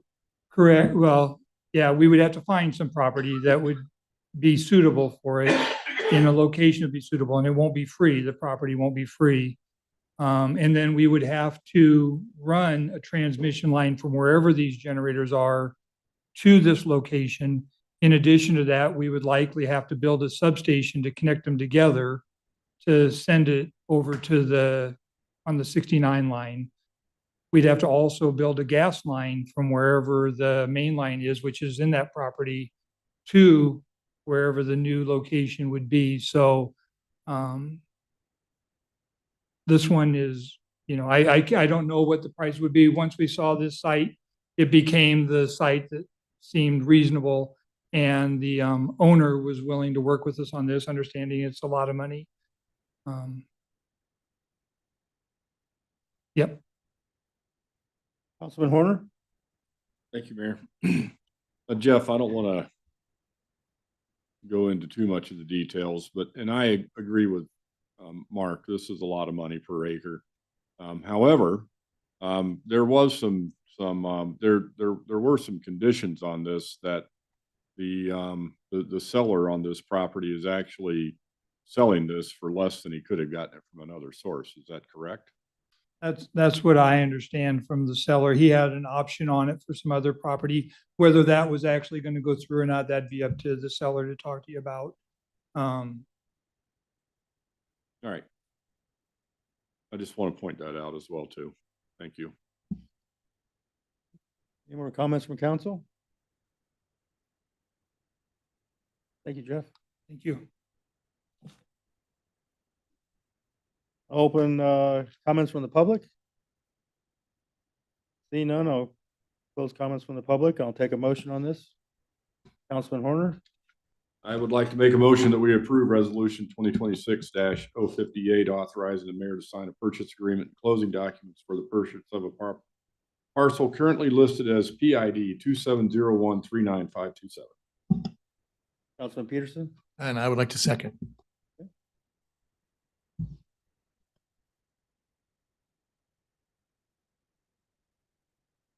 That motion carries, Mayor, 7 yeas, 1 nay.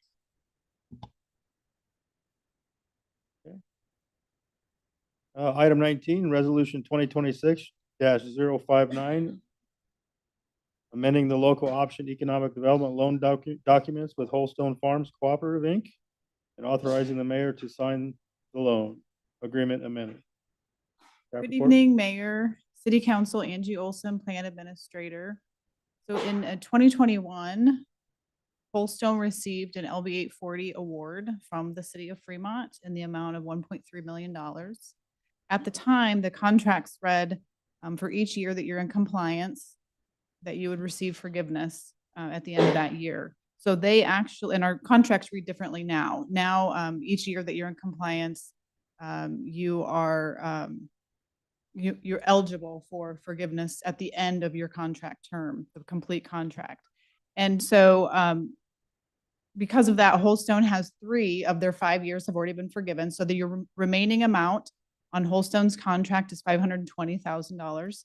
And last year when we, around this time last year, when we measured their contract, they were a bit under. So they did receive a letter stating that although they were not in compliance, if they came into compliance by the end of their contract term, that we would forgive that year's amount. So we're in year 5 now. We've been having discussions with Holstone, and they submitted a letter that's included in your packet for an amendment request to their contract, extending the term to 2029, and then amending employee creation to 300 full-time employees. That's because of a few different reasons. One is construction costs. One is an opportunity that they have for partnership investment in Eagle Grove, a facility in Iowa. That was not an original part of their application or their project when they came to the city for an award. And then also some political conditions. And so the letter is included. The amendment documents are also included. This item was reviewed by the local option review team as well as the Citizens Advisory Review Committee. Both recommended the amendment, and Holstone was able to attend both of those meetings. However, they are not able to be here tonight. So hopefully I can answer all your questions. Comments from council? Councilman Jensen? Yes, I'll speak to this a little bit. Lori and I are both on the team there. And we talked to some of this, they're not going to have quite the number of jobs that they were originally talking about, but it's still a very significant number. And you could make the argument that it will be higher quality because it's not going to be a 2-shift plant. And now instead it'll be, I believe they thought there would be 3 crews rotating 10-hour shifts over a 6-day production period. This will, although we're dropping a few headcount as far as jobs, I think they're going to be better jobs, and but people will have more time off, and that's one of the reasons we recommended. Yeah, that's a good point. They initially, when they came with their application in 2020, they were going to add a whole shift. And because of some of these other investments and different directions that they've taken, they've looked at other plants and other ways to do things, and they've opted to do 4 10-hour days for staff and then rotate these 3 different shifts throughout the week. They also feel like that's going to add to the quality of life for their employees, and who doesn't want to make their employees happy, right? So I think that they think that that's a benefit as well. Councilman Von Baron? Yeah, I understand the rationale, but I guess I'm too used to the business world and the agreements and the requirements. As I look at this, I think part of it, and I'm being just more blunt, but part of this says we found a better investment opportunity, so we're not going to invest as much in Fremont. I'm somewhat familiar with the Eagle Grove facility, but it seems like part of the reason for doing this is they did find a better investment opportunity, so that's going to dilute this. I understand the employee considerations, but from Fremont's standpoint, we're now paying about an extra $2,000 per employee added, and Fremont's return is going to drop by about 45% compared to the original target number of employees. So, I mean, I guess, is that too calloused? Well, Go ahead. I can tell you that we have a matrix that we use, and not being here in 2020 and how they applied that to this. or what it looked like then, because it has changed over the course of the years. They're still in line for the same amount on the matrix now. And their investment continues in Fremont. They did, when they spoke with the committees, they talked about the cold storage that they're investing in, which I believe is like $40 million investment. And then also building a barn for additional hog storage. And will also be a large facility there that they're building. So they're continuing to invest and committed to Fremont. That was the message that they brought to the committees. And I don't know if you guys have anything else you want to share. I guess if I could. No, you're good. You're good. Yeah, I guess it just bothers me that the translation ultimately comes down to we found a better opportunity and we're going to treat our employees better, but the net result is Fremont's investment appears to get diluted on that basis. So well, and that's I think one of the reason why. considerations too, this was internally with staff and then also with both committees, was the spirit of the LB 840 program is, we want to see successes, and we do understand that over the course of their initial application was developed in 2022. Things do change. COVID did happen through those periods, and so a company the size of Holstone might have some changes that they're going through. I understand. It's just numbers versus situations. Sure. Thank you.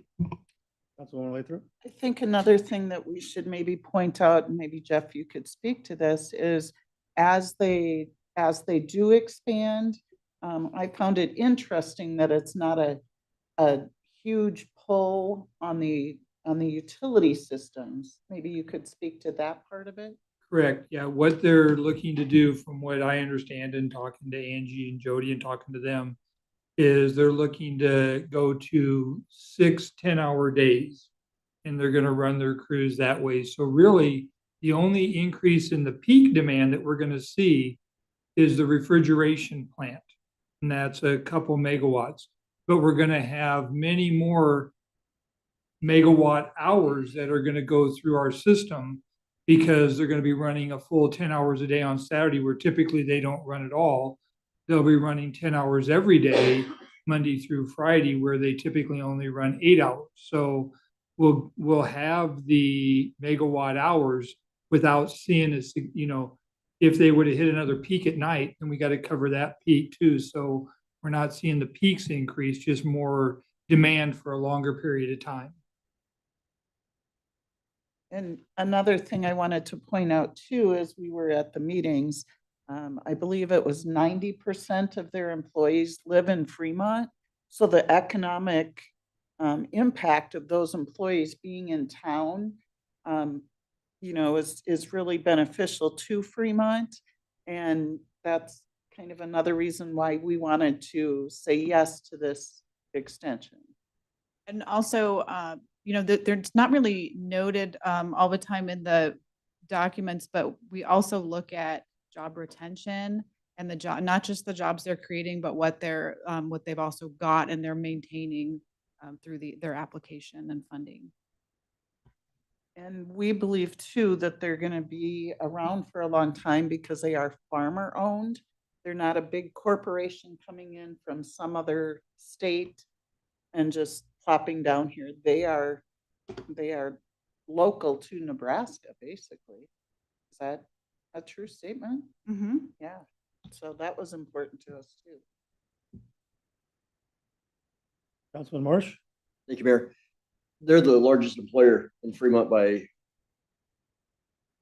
hundreds? So they have around 1,300 employees, and I'm not sure. I know Structural Components also employs quite a few. I don't remember off the top of my head how many, but they would be definitely one of the top employers, if not the highest.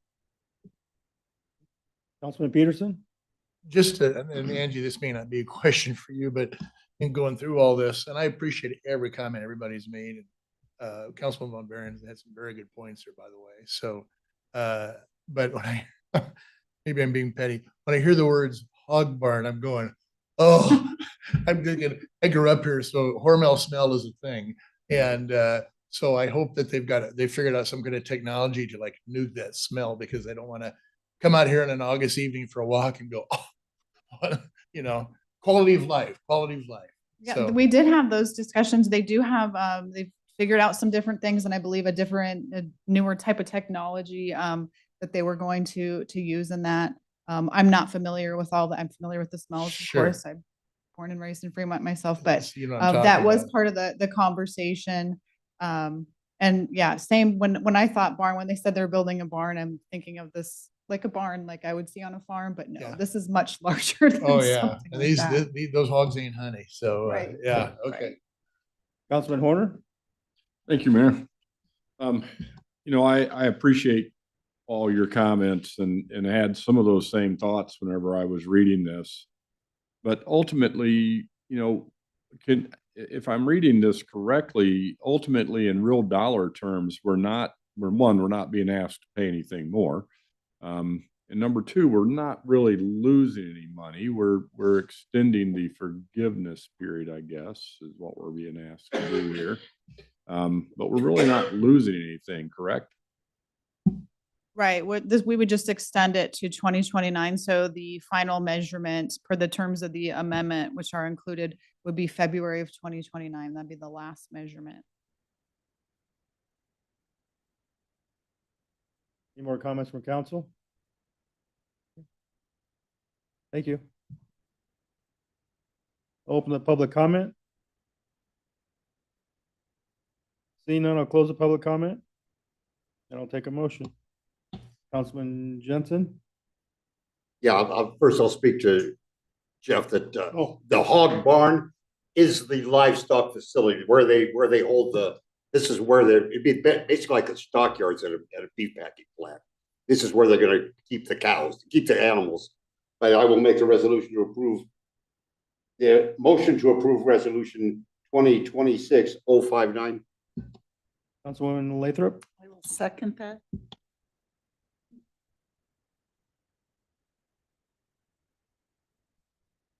That motion carries, Mayor, 7 yeas, 1 nay. Item number 20, resolution 2026-064, authorizing the mayor to sign a contract with Fremont Electric for the supply and installation of 2 emergency backup generators in the amount of $300,518.75 for city wells. Staff report. Thank you, Troy Shaben, Assistant Utility Manager. This is for the purchase of 2 backup emergency generators for 2 of the in-town wells that we have. Well number 21, which is at 19th and I, and well number 22, which is at 14th and Irving. If you recall, during last year's winter storm, when Fremont didn't have any power, we were very fortunate in that.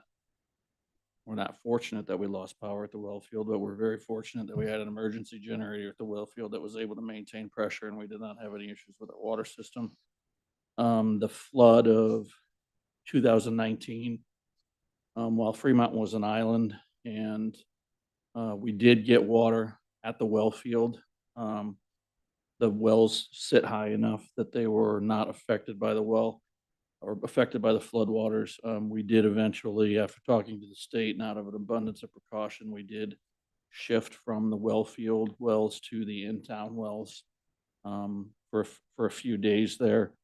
That 2019 flood, it's what's called like a once every 500 year flood. The storm last year is something that, you know, no one, I guess, really has ever seen around here before. We have lost the generators at the well field before. We were able to switch to in town before anything happened, but I guess the combination of, you know, the power loss last year made us realize had that well field generator not been able to kick on, we really didn't have a backup for that. So this is for redundancy and resiliency of the water system. If something were to happen with the power again, and we were for some reason to lose the generator at the well field, we would have backup generators on the in-town wells, and then we'd be able to keep the water pressure in town so that we wouldn't have to get into a boil or tell people that they couldn't use water. So that's the reason for this. Fremont Electric was the low bidder. The money is budgeted. I can answer any questions.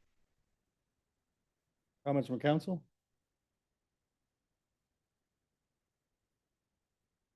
Okay, thank you. Comments from the public on this? Seeing none, I'll close the public comment. Councilman, no? Okay. I'll take a motion on this. Councilman Horner, Yes, I will make a motion to approve resolution 2026-064. Councilwoman Ganem, I will second.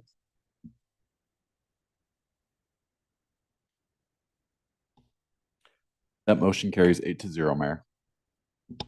thank you. Item 21, resolution 2026-065, affirming emergency declaration by the utility general manager for expenses in the excess of spending limit. Staff? Mayor, City Council, Jeff Shanahan, Utility General Manager. We've pretty much every time we do a turbine inspection, we're in here with the emergency declaration.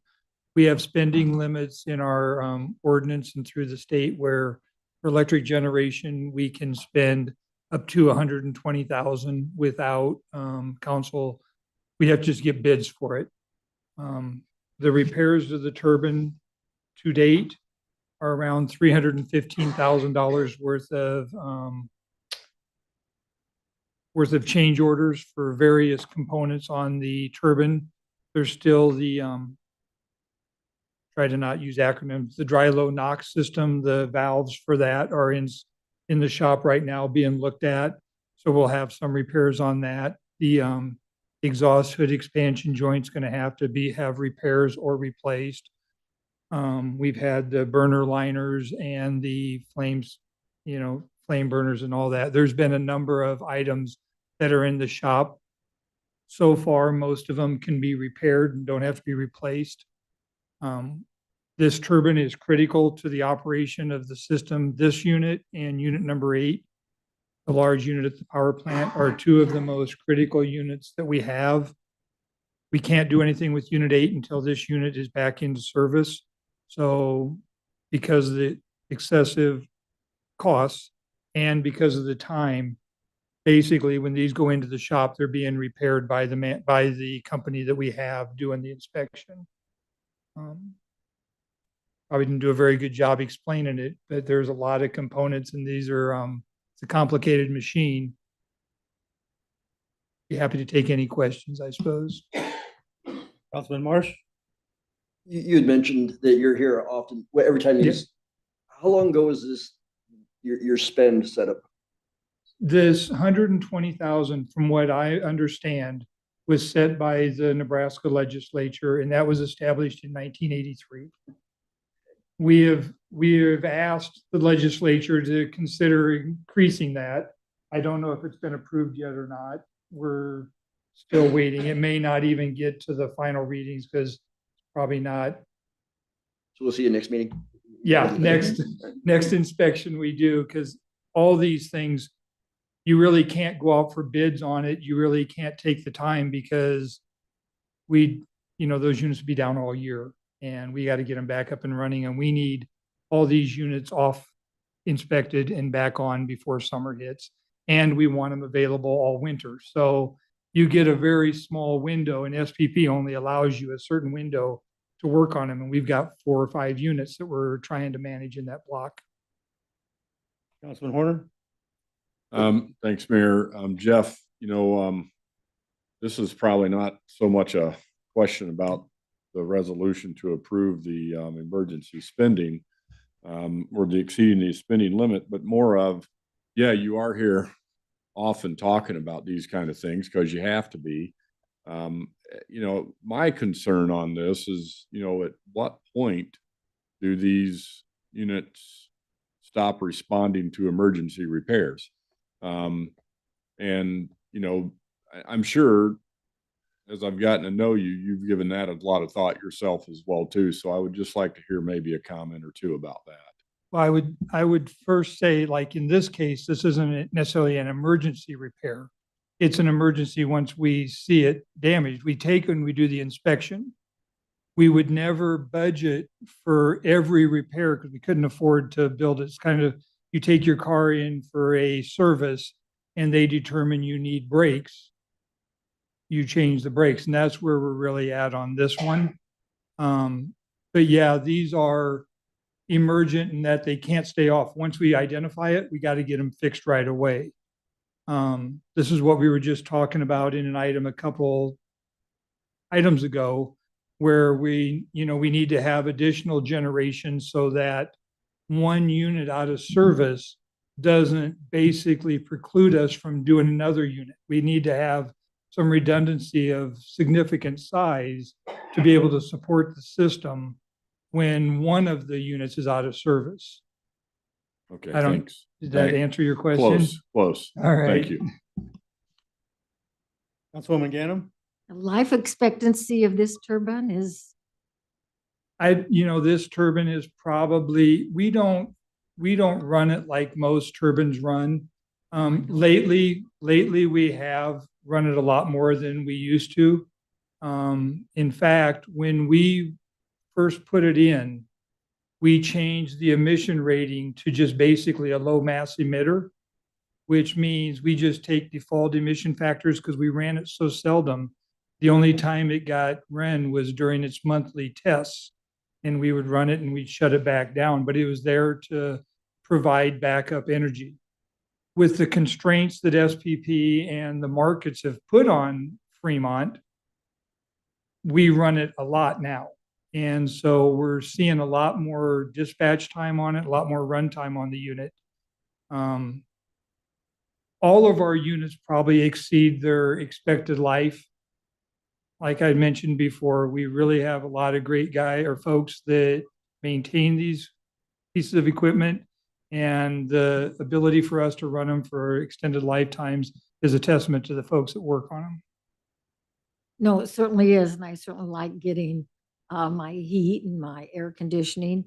I'm just looking at, you do a fantastic job. It's just like you referred to an auto, it's like having an old car, but as you maintain those cars, they'll last a very long time past what you might expect them to last.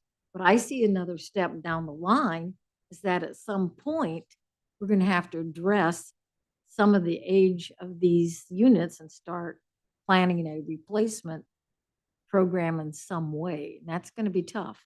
Correct. Yeah, because the units that we would be talking about when we talk RICE engines or aeroderivatives, those are not base load units. Those are peaking units. Those are, they basically fill in the gaps when wind doesn't, if they forecast wind and wind doesn't show up, peaking units are turned on to make sure that we have enough generation online to support the load. So we're doing, I think you'd be hard pressed to shut off a coal-fired unit right now in this market with SPP giving approval for that. You'd have to really have your ducks in a row to do that. Thank you. Yep. Any more comments from council? Okay. Thank you. Any comments from public? Seeing none, I'll close that. I'll take a motion. Councilwoman Ganem? I move we approve resolution number 2026-065, affirming emergency declaration by the mayor and utility general manager for expenses in excess of the spending limit for repairs to the Darrell G. Marshall combustion gas turbine 50T and associated equipment. Councilman Vaughn? Second.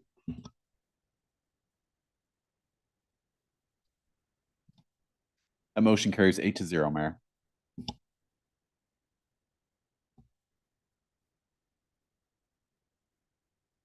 Okay, item number 22, executive session to discuss real estate matters and contract negotiations. Councilman Jensen? Yeah, I'll make the motion to go into executive session for the purpose of discussing real estate matters and contract negotiations, and for the further reason that the executive session is necessary for the protection of the public interest. Councilwoman Ganem? I second the motion. Motion has been made and seconded to go into executive session for the purpose of real estate matters and contract negotiations. And for further reason, the executive session is necessary to protect, for the protection of the public interest. Is there any discussion? The pending motion is to go in an executive session for the purpose of real estate matters and contract negotiations, and further reason that the executive session is necessary to protect the public interest. Cast your vote.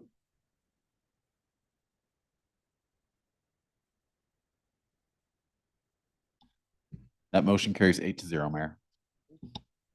Motion to go into executive session for the purpose of real estate matters and contract negotiations for the further reason that the executive session is necessary for protection of the public interest has been approved.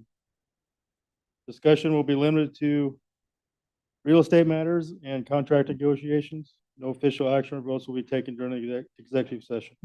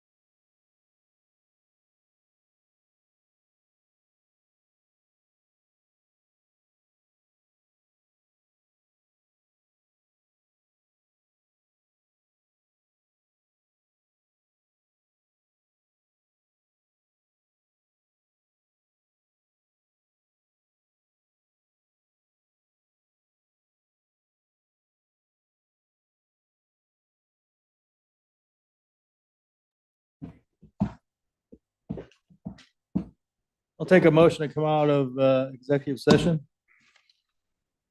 So moved. Second. Who said that? Peterson, okay. Councilman Jensen, okay.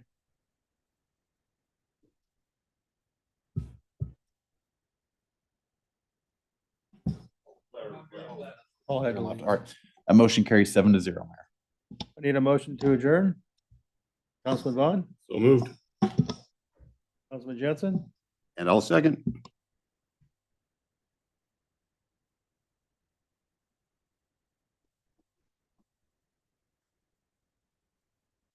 That motion carries 7-0, Mayor. we are adjourned.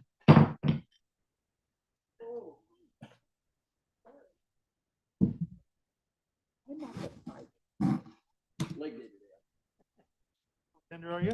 I wish I was. I need to get my butt back into the gym.